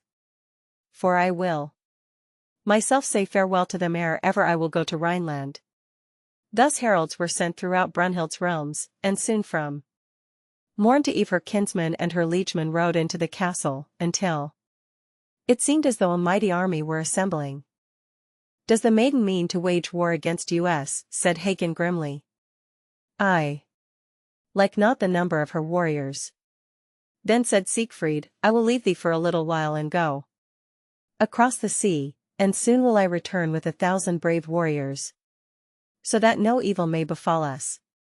So the prince went down alone to the little ship and set sail across the sea. Siegfried goes to the cave. The ship in which Siegfried set sail drifted on before the wind, while those in Queen Brunhild's castle marveled, for no one was to be seen on board. This was because the hero had again donned his cloak of darkness. On and on sailed the little ship until at length it drew near to the land of the Nibelungs. Then Siegfried left his vessel and again climbed the mountainside, where long before he had cut off the heads of the little Nibelung princes. He reached the cave into which he had thrust the treasure, and knocked loudly at the door. The cave was the entrance to Nibelheim, the dark little town beneath the glad, green grass. Siegfried might have entered the cave, but he knocked that he might see if his treasure were well guarded.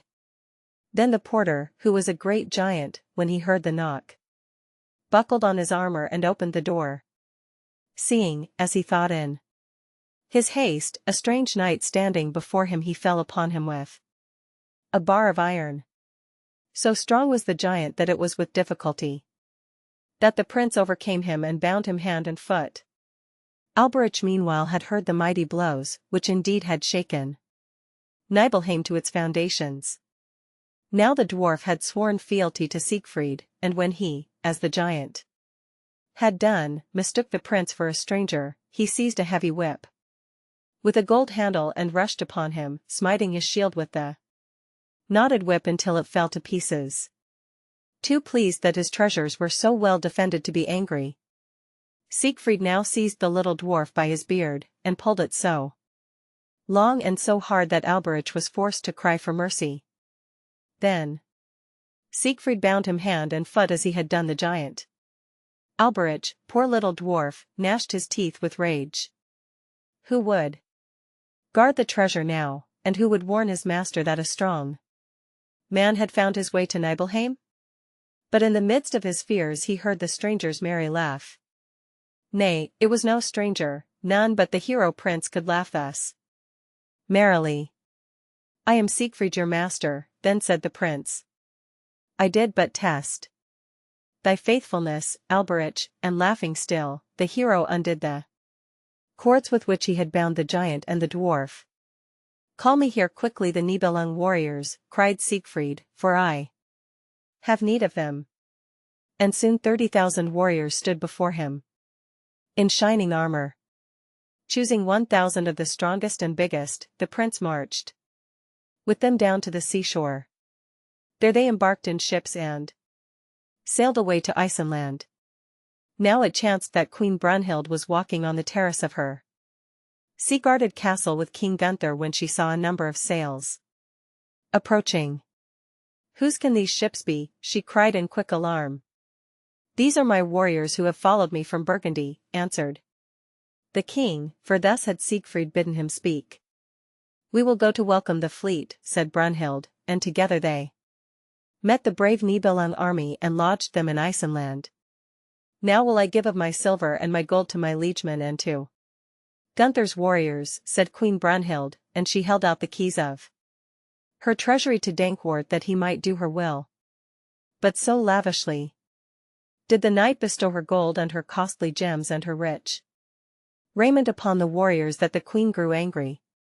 Naught shall I have left to take with me to Rhineland, she cried aloud in her vexation. In Burgundy, answered Hagen, there is gold enough and to spare.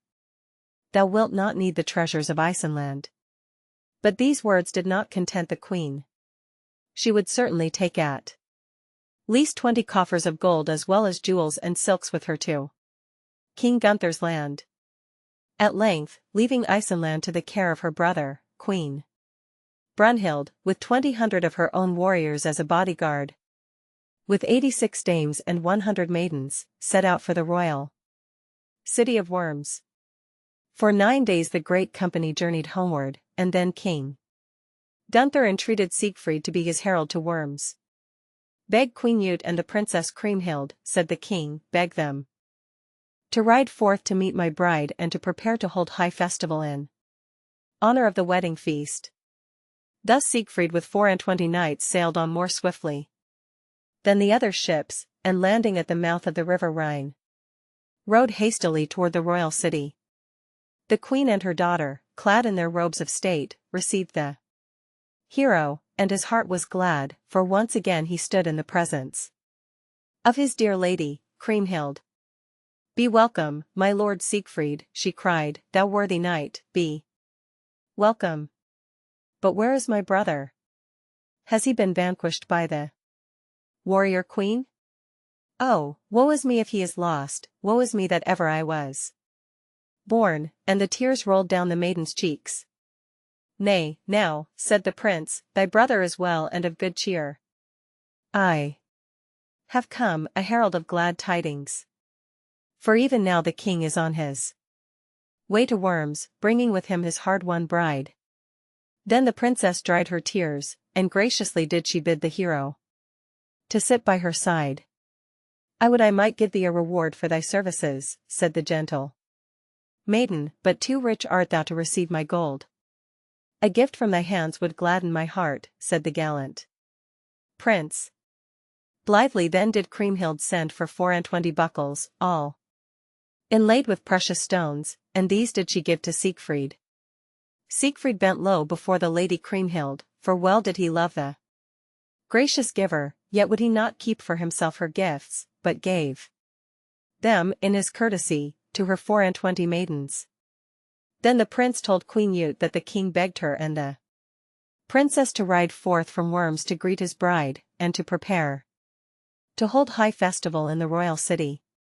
It shall be done even as the king desires, said the queen, while Kriemhild sat silent, smiling with gladness, because her knight Sir Siegfried had come home. The wedding feast. In joy and merriment the days flew by, while the court at Worms prepared to hold high festival in honor of King Gunther's matchless bride. As the royal ships drew near, Queen Ute and the Princess Kriemhild, accompanied by many a gallant knight, rode along the banks of the Rhine to greet Queen Brunhild. Already the king had disembarked, and was leading his bride toward his gracious mother. Courteously did Queen Ute welcome the stranger, while Kriemhild kissed her and clasped her in her arms. Some as they gazed upon the lovely maiden said that the warlike queen Brunhild was more beautiful than the gentle princess Kriemhild, but others, and these were the wiser, said that none could excel the peerless sister of the king. In the great plain of worms silk tents and gay pavilions had been placed, and there the ladies took shelter from the heat, while before them knights and warriors held a gay tournament. Then in the cool of the evening, a gallant train of lords and ladies, they rode toward the castle at Worms. Queen Ute and her daughter went to their own apartments, while the king with Brunhild went into the banqueting hall where the wedding feast was spread. But ere the feast had begun, Siegfried came and stood before the king. "Sire," he said, "hast thou forgotten thy promise, that when Brunhild entered the royal city thy lady sister should be my bride?" "Nay," cried the king, "my royal word do I ever keep," and going out into the hall he sent for the princess. "Dear sister," said Gunther, as she bowed before him, "I have pledged my word to a warrior that thou wilt become his bride. Wilt thou help me to keep my promise?"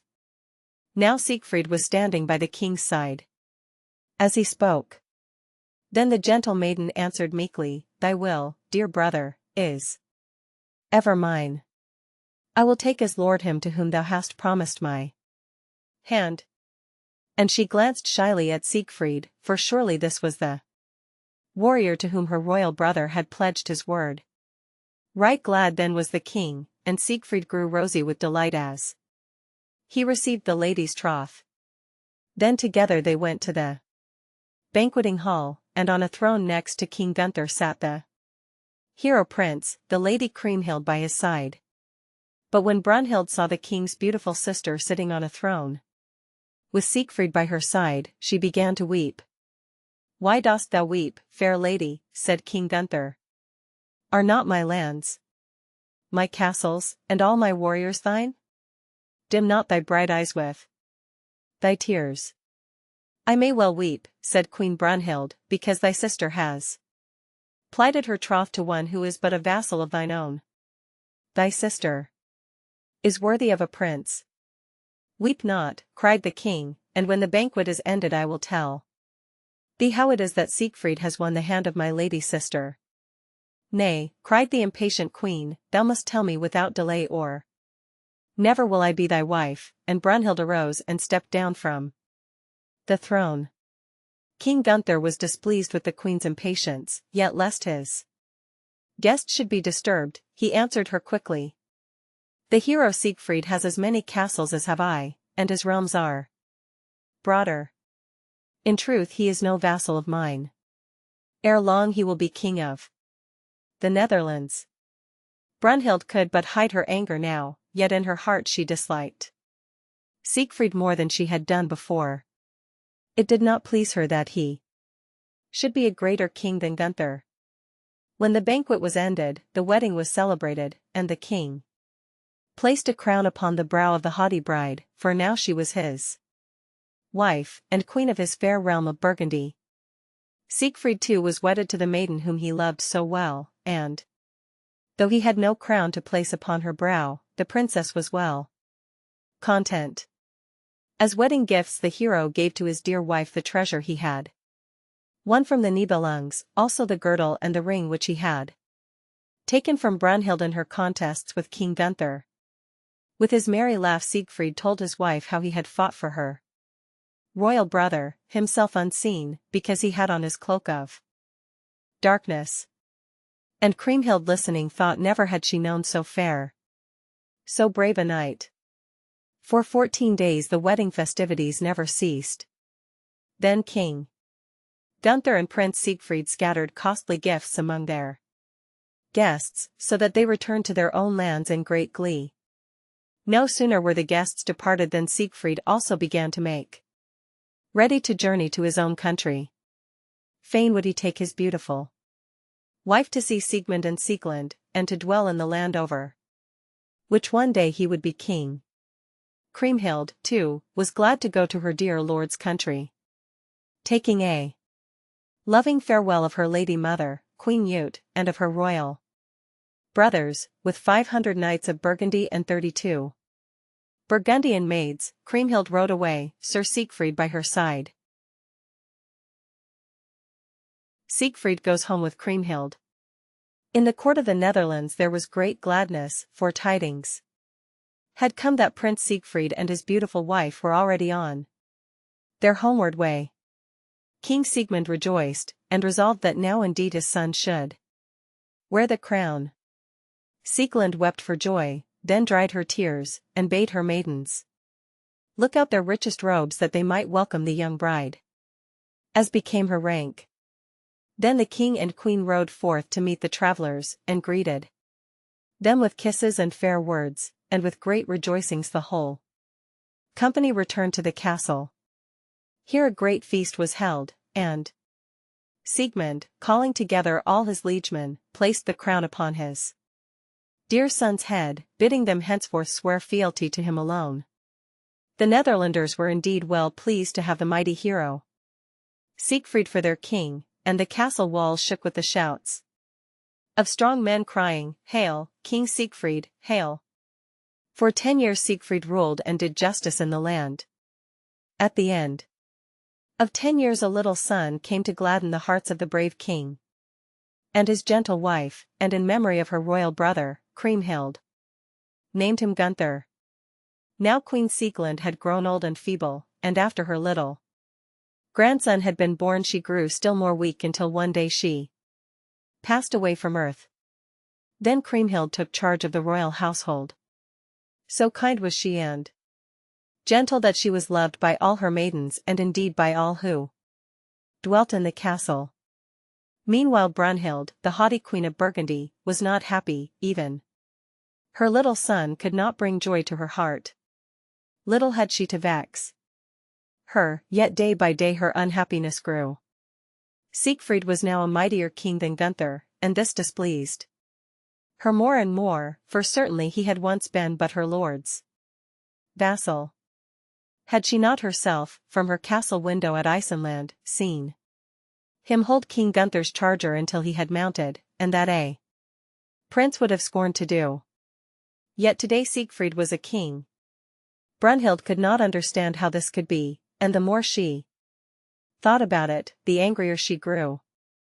Even the gentle Kriemhild seemed to have grown haughty and disdainful, and for her too Brunhild had no love. At length Brunhild made up her mind to speak to her husband. "It is many years," she said to King Gunther, "since Siegfried has been at Worms. Bid him come hither with his wife." Then Gunther frowned, ill-pleased at her words. "Thou dost not dream that I may command so mighty a king as Siegfried," he cried. But these words only made the queen more angry. "However great Siegfried may be, he dare not disobey his lord," she said. King Gunther smiled to himself at Brunhild's foolish thoughts. Full well he knew that the king of the Netherlands owed no duty to him. The king of Burgundy. Then Brunhild, seeing that by anger she would not gain her wish, smiled and coming close to Gunther said, "My lord, fain would I see thy sweet sister once more. If thou mayest not bid, wilt thou not entreat Siegfried to bring Kriemhild to our country that again we may sit together as we were used to do? In truth the gentleness of thy lady sister did ever please me well." Now Gunther, hearing his wife's kind words, was wishful to do her will. Therefore he sent for 30 warriors, and bade them ride into King Siegfried's land, and entreat him once again to come with his fair wife to the royal city of Worms. Queen Ute also sent messages to Queen Kriemhild beseeching her to come again to her own country. Well pleased was Kriemhild when the knights from Burgundy were shown into her presence, and right glad was the welcome given to them by King Siegfried. Then one of the knights hastened to deliver King Gunther's greetings and the greetings of Queen Ute and her ladies. "The king and queen bid you also welcome to a high festival which they hold as soon as the winter is ended," he said. But King Siegfried, thinking of all the business of the state, answered courteously, "Nay, I fear that I may scarce leave my land without a king. Yet will I lodge you here while I take counsel with my liegemen." For 9 days King Gunther's men tarried in the Netherlands, and banquets and tournaments were given in their honor. Then Siegfried summoned his liegemen together and told them of King Gunther's desire that he and his queen should go to Rhineland, and bade them give him their counsel. "Take with thee 1,000 warriors, sire, and if it be thy will ride thus into Burgundy," said the king's chief adviser. "I also will go with thee," said Siegmund, for well did he love his son. "I also will go with thee and take 100 swordsmen along with me." Right glad was Siegfried when he heard his father's words. "My own good father dear," he cried, and seizing his hand he kissed it. "In 12 days will I leave my realm and journey toward Burgundy, and thou shalt ride with me and Queen Kriemhild." Then the heralds of King Gunther, laden with rich gifts, were bidden to hasten back to their own land with tidings that Siegfried and his queen would ere long follow them to the royal city. When the heralds stood again before King Gunther, they delivered their tidings, and then spread out before him and his courtiers the raiment and the gold which Siegfried had bestowed upon them. Hagen looked upon the gifts, his keen eyes full of greed. "Well may the mighty King Siegfried give such gifts," he said. "If he were to live forever, yet could he not spend the great treasure which he possesses in the land of the Nibelungs." Siegfried and Kriemhild go to Worms. One fine morning Siegfried and all his fair company set out on their journey to Rhineland. Their little son they left at the palace in the Netherlands. As they drew near to Burgundy, a band of Gunther's most gallant warriors rode forth to meet their guests. Brunhild also went to greet the royal company, yet in her heart the hatred she felt for Siegfried and his wife grew ever more fierce, more cruel. Gunther rejoiced when he saw the brave light-hearted hero once again, and he welcomed him right royally. As for Brunhild, she kissed the Queen of the Netherlands, and smiled upon her, so that the lovely lady was well pleased with her greeting. 1,200 gallant warriors sat round the banqueting table in the good city of Worms that day. Then the feast ended, and the travelers sought their couches, weary with their long journey. The next morning, the great chests which they had brought with them were opened, and many precious stones, and many beautiful garments were bestowed by King Siegfried and Queen Kriemhild on the ladies and the knights of the royal city. Queen Ute, too, was happy, for now again she might look upon the face of her dear daughter. Then a tournament was held, and the knights tilted, while beautiful damsels looked down upon them from the galleries of the great hall. And at evensong the happy court would wend its way to the minster, and there, the queens, wearing their crowns of state, would enter side by side. Thus for 11 days all went merry as a marriage ball. One evening, ere the minster bell pealed for vespers, the two queens sat side by side under a silken tent. They were talking of Siegfried and Gunther, their lords. "There is no braver warrior in the wide world than my lord Siegfried," said Kriemhild. "Nay," cried Brunhild angrily, "nay, thou dost forget thy brother, King Gunther. None, I trow, is mightier than he." Then the gentle Kriemhild forgot her gentle ways, and bid her to Queen Brunhild's ears were the words she spoke. "My royal brother is neither strong nor brave as is my lord," she cried. "Dost thou not know that Siegfried it was, not Gunther, who vanquished thee in the contests held at thy castle in Isenland? Dost thou not know that it was Siegfried, clad in his coat of darkness, who wrested from thee both thy girdle and thy ring?" And Kriemhild pointed to the girdle which she was wearing round her waist, to the ring which she was wearing on her finger. Brunhild, when she saw her girdle and her ring, wept, and her tears were tears of anger. Never would she forgive Siegfried for treating her thus, never would she forgive Kriemhild for telling her the truth. Alas! Alas! Cried the angry queen, no hero have I wed, but a feeble-hearted knave. Meanwhile, Kriemhild, already grieved that she had spoken thus foolishly, had left the angry queen and gone down to the minster to vespers. That evening Brunhild had no smiles, no gentle words, for her lord.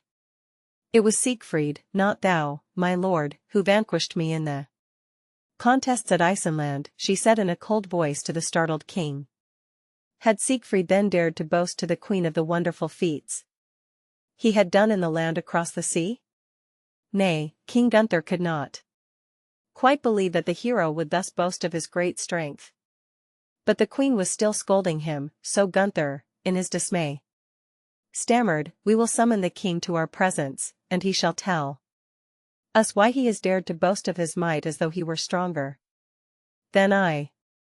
When Siegfried stood before the angry Brunhild, the crestfallen king said as sternly as he dared, "Hast thou boasted that it was thou who conquered the maiden Brunhild?" But even as he spoke all Gunther's suspicions fled away. Siegfried, with the steadfast eyes and the happy laugh, had never betrayed him. Of that he felt quite sure. It was true that he might have told his wife Kriemhild. Ah, now King Gunther knew what had happened. Not Siegfried, but his lady sister had told Brunhild the secret. Truly it was no fault of the gallant hero that Queen Brunhild had that day learned the secret which he would fain have kept from her forever. So King Gunther stretched out his hand to Siegfried, who had stood in silence before him, and said, "Not thou, but my sister Kriemhild hath boasted of thy prowess in Isenland," and the two kings walked away together, leaving Brunhild in her anger.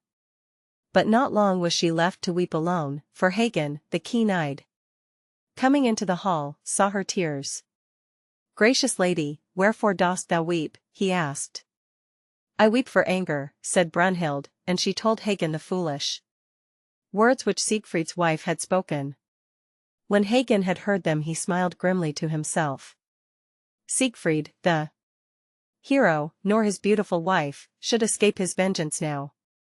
And he began at once to plan with the queen how he might punish them. Well, did he know that Brunhild would do all in her power to aid him in his plots. Slowly but very surely Hagen drew Gernot and one or two warriors into his schemes against the king of the Netherlands. But when Giselher heard that the cruel counselors even wished to slay Siegfried, he was angry, and said bravely, "Never has Siegfried deserved such hate from any knight of Burgundy." But Hagen did not cease his evil whispers against the hero. He would even steal upon King Gunther as he sat at his council table, and he would whisper in his ear that if Siegfried were not so strong, his Burgundian heroes would win more glory for their arms, that if Siegfried were not living, all his broad lands would belong, through Kriemhild, to Burgundy. At first, Gunther would bid Hagen be silent, and lay aside his hate of the mighty hero. But afterward he would listen and only murmur, "If Siegfried heard thy words, none of us would be safe from his wrath." For King Gunther was weak and easily made to fear. "Fear not," said Hagen grimly, "Siegfried shall never hear of our plots. Leave the matter to me. I will send for two strange heralds to come to our land. They shall pretend that they have come from our old enemies, Ludgast and Ludiger, and they shall challenge us to battle once again. When Siegfried hears that thou must go forth to fight, he will even as aforetime offer to go for thee against the foe. Then, methinks, shall I learn the secret of the great warrior's strength from Kriemhild, ere he set out, as she will believe he must do, for the battlefield." And Gunther listened and feared to gainsay the words of his wicked counselor. Also he thought of the great treasure, and longed that he might possess it. Siegfried is slain. Hagen did not delay to carry out his wicked plot. 4 days later, 32 strangers rode into Rhineland, and demanded to see King Gunther. These were the men who had been hired by the counselor to bring false tidings of battle. When the heralds stood before the king, their spokesman said, "We come from King Ludgast and King Ludiger, who have gathered together new armies with which to invade thy land, and forthwith they challenge thee to combat." Then the king pretended that he did not know that these were false heralds with false tidings. He frowned, and his eyes flashed anger at the strangers as he listened to their words. Siegfried, who had heard the strangers' words, cried eagerly, "Fear not, O king, I and my warriors will fight for thee, even as aforetime we have done." Well pleased then seemed Gunther at the hero's words. As though he really feared the armies of the foreign kings, he graciously thanked Siegfried for his offered aid. Gaily then did Siegfried summon his 1,000 warriors and bade them polish their armor and make their shields shine, for they must go forth to fight for the realm of Burgundy. Now, thought Hagen, is the moment to win from Kriemhild the secret of her lord's strength, so he hastened to her apartments to bid her farewell. For he, too, was going forth to battle. When Kriemhild saw the grim warrior, she cried, "If thou art near to my lord in the battlefield, guard him for my sake, and ever shalt thou have Queen Kriemhild's thanks." "Right gladly will I serve Siegfried for thy sake," said the false knight. "Tell me how best I may guard thy lord." "Thou art my kinsman, Hagen," said the noble lady, "therefore will I trust thee with the secret of his strength." Then the queen told the warrior of the tiny spot between her husband's shoulders on which the linden leaf had fallen while he bathed in the dragon's blood, and how, while all the rest of his body was too tough to be pierced by spear or arrow, on that spot, he might be wounded as easily as any other man. Hagen's eyes glittered. The life of the king was well nigh in his hands. "If this be so, noble lady, I beg of thee sew a token upon his garment, that I may know the spot which I must guard with my shield, and if need be with my life," said the counselor.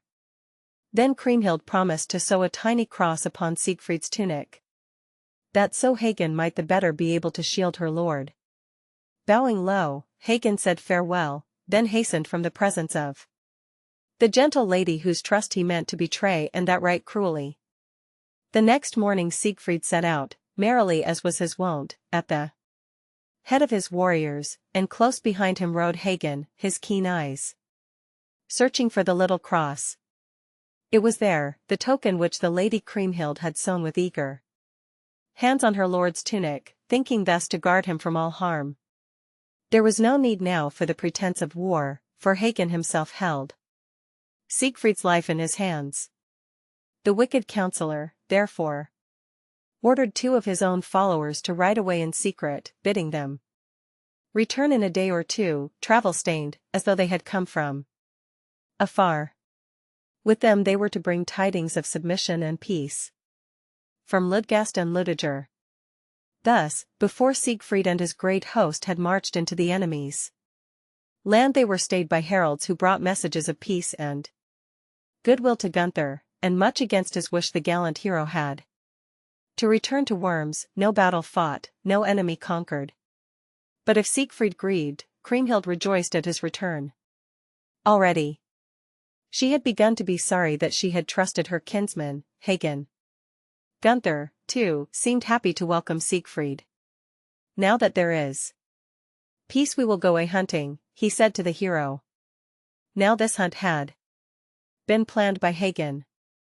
Then Siegfried went to say farewell to his beautiful wife ere he rode away to the hunt.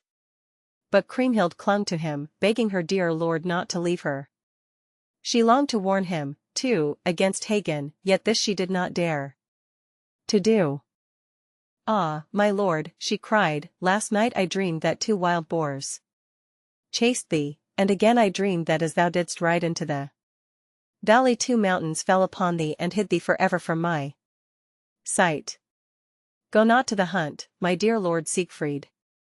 Yet the hero would not heed the dreams of his lady. Gently he loosened her hands, and saying farewell, he left her weeping. Out in the glad sunshine Siegfried smiled. He would be back so soon to comfort his dear wife, and then she, too, would laugh at her fears. And thinking thus he joined Gunther and his merry huntsmen, and together they rode toward the forest. Never had there been such a hunt or such merry huntsmen, and no prey seemed to escape the hero Siegfried. A strong and savage ox he felled to the ground with his own hand. A lion sprang toward him, but swiftly the hero drew his bow, and it lay harmless at his feet. An elk, a buffalo, 4 strong bisons, a fierce stag, and many a hart and hind were slain by his prowess. But when, with his sword, he slew a wild boar that had attacked him, his comrade slipped the leash round the hounds and cried, "Lord Siegfried, not is there left alive in the forest. Let us return to the camp with our spoils." At that moment, clear and loud rang out the hunting horn. It was the king who bade it sound that his merry huntsmen might come to feast with him in the green meadow on the outskirts of the forest. Now the horn had roused a grizzly bear, and Siegfried, seeing it, jumped from his charger, chased it, and having at length caught it with his strong right hand, bound it without receiving even a scratch from its claws or a bite from its jaws. Then the hero dragged the bear back to his charger, tied it to his saddle, and mounting rode quickly forward to the camp. King Gunther watched him as he drew near, and so gallant and brave he looked, that his heart grew heavy because he had listened to the cruel counsels of his uncle Hagen. The hero wore a tunic of black velvet, a riding cap of sable. By his side hung his good sword Balmung, a quiver thrust through his girdle was filled with arrows, the shafts of which were golden. Before he reached the camp, Siegfried again alighted and loosed the great bear, and bewildered, the brute sprang forward into the camp kitchen. Up sprang the scullions from the fire, kettles were toppled over, the fire was put out, fish, fowl, meat, all lay in the black and smoking ashes. Then Gunther and his merry huntsmen chased the huge bear into the wood, and while all were swift, none was so swift as Siegfried. His good sword Balmung flashed in the air, and the bear was slain and carried back to the camp. Now Hagen had arranged the feast for the huntsmen, and for his own purpose he had ordered no wine. "Where are the cupbearers?" cried Siegfried, who was thirsty after the day's sport. "They have gone across the Rhine whither they thought we hunted," said Hagen, the false knight. "But there is a spring of cold water a little way off, thither may we go to quench our thirst." Siegfried soon rose to go to the fountain. Then Hagen drew near and said, "Ofttimes I have heard that thou art sure and swift of foot. Wilt thou race with me to the spring?" "If thou art at the fountain before me," said the mighty hero, "I will even lay myself at thy feet."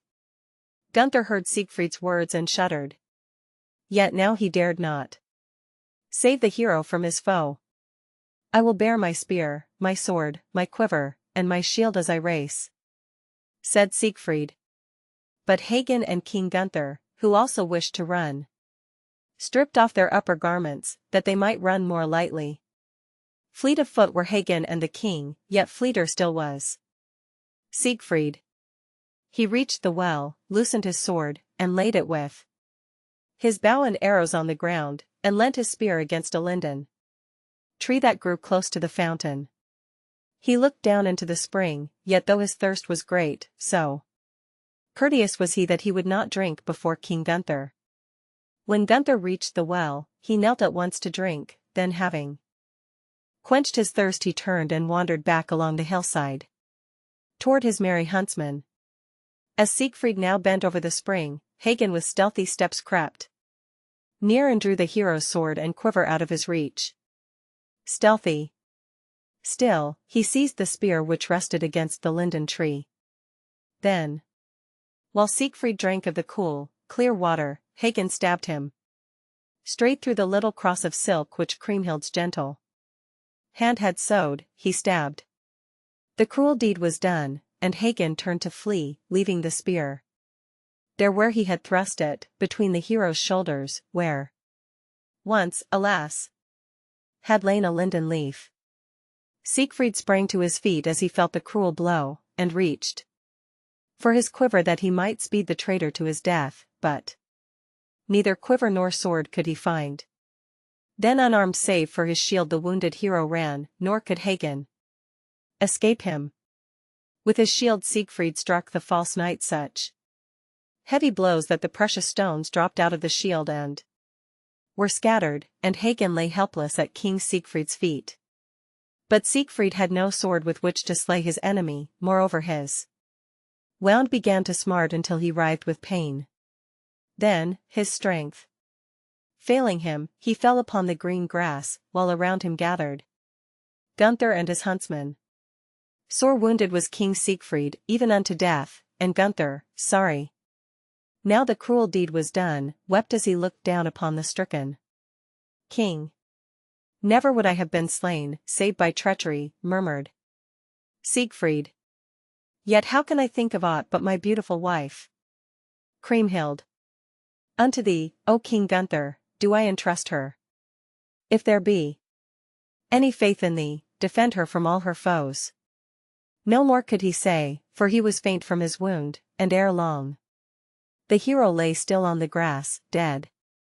Then the knights, when they saw that the mighty king no longer breathed, laid him on a shield of gold, and when night fell they carried him thus, back to the royal city. When Kriemhild knew that her lord, King Siegfried, was dead, bitter were her tears. Full well did she know that it was Hagen who had slain him, and greatly did she bemoan her foolishness in telling the grim counselor the secret known to her alone. The body of the great hero was laid in a coffin of gold and silver and carried to the minster. Then when the days of mourning were over, the old King Siegmund and his warriors went sadly back to the Netherlands. But Kriemhild stayed at Worms, and for 13 years she mourned the loss of her dear lord. Her sufferings, during these years, were made the greater through the greed of Hagen. For at the cruel warrior's bidding, Gunther went to the queen and urged her to send for the treasure of the Nibelungs. It shall be guarded for thy use in the royal city, said the king. In her grief Kriemhild cared little where the treasure was kept, and seeing this, her brother sent in her name to command that it should be brought to Worms. No sooner, however, did it reach the city than it was seized upon by Hagen the traitor, and Kriemhild's wealth was no longer her own. That henceforth it might be secure from every one save himself and King Gunther, Hagen buried the great treasure beneath the fast-flowing river Rhine. When 13 years had passed away, Kriemhild married Etzel, the powerful king of the Huns, and then at last Hagen began to fear. Would the lady to whom he had been so false punish him now that she was again a mighty queen? The years passed by, and Hagen was beginning to forget his fears when heralds came from Etzel, the king of the Huns, bidding King Gunther and his knights come visit Queen Kriemhild in her distant home. The command of Etzel was obeyed. But no sooner did Hagen stand before her throne than Kriemhild commanded him to give her back the hidden treasure. This the grim counselor refused to do. Then shalt not thou nor any of thy company return to Burgundy, cried Kriemhild. And as the queen said, so it was, for the warriors of King Etzel fought with the warriors of King Gunther, until after a grievous slaughter not one Burgundian was left alive. Thus after many years was King Siegfried's death avenged by Queen Kriemhild. ************.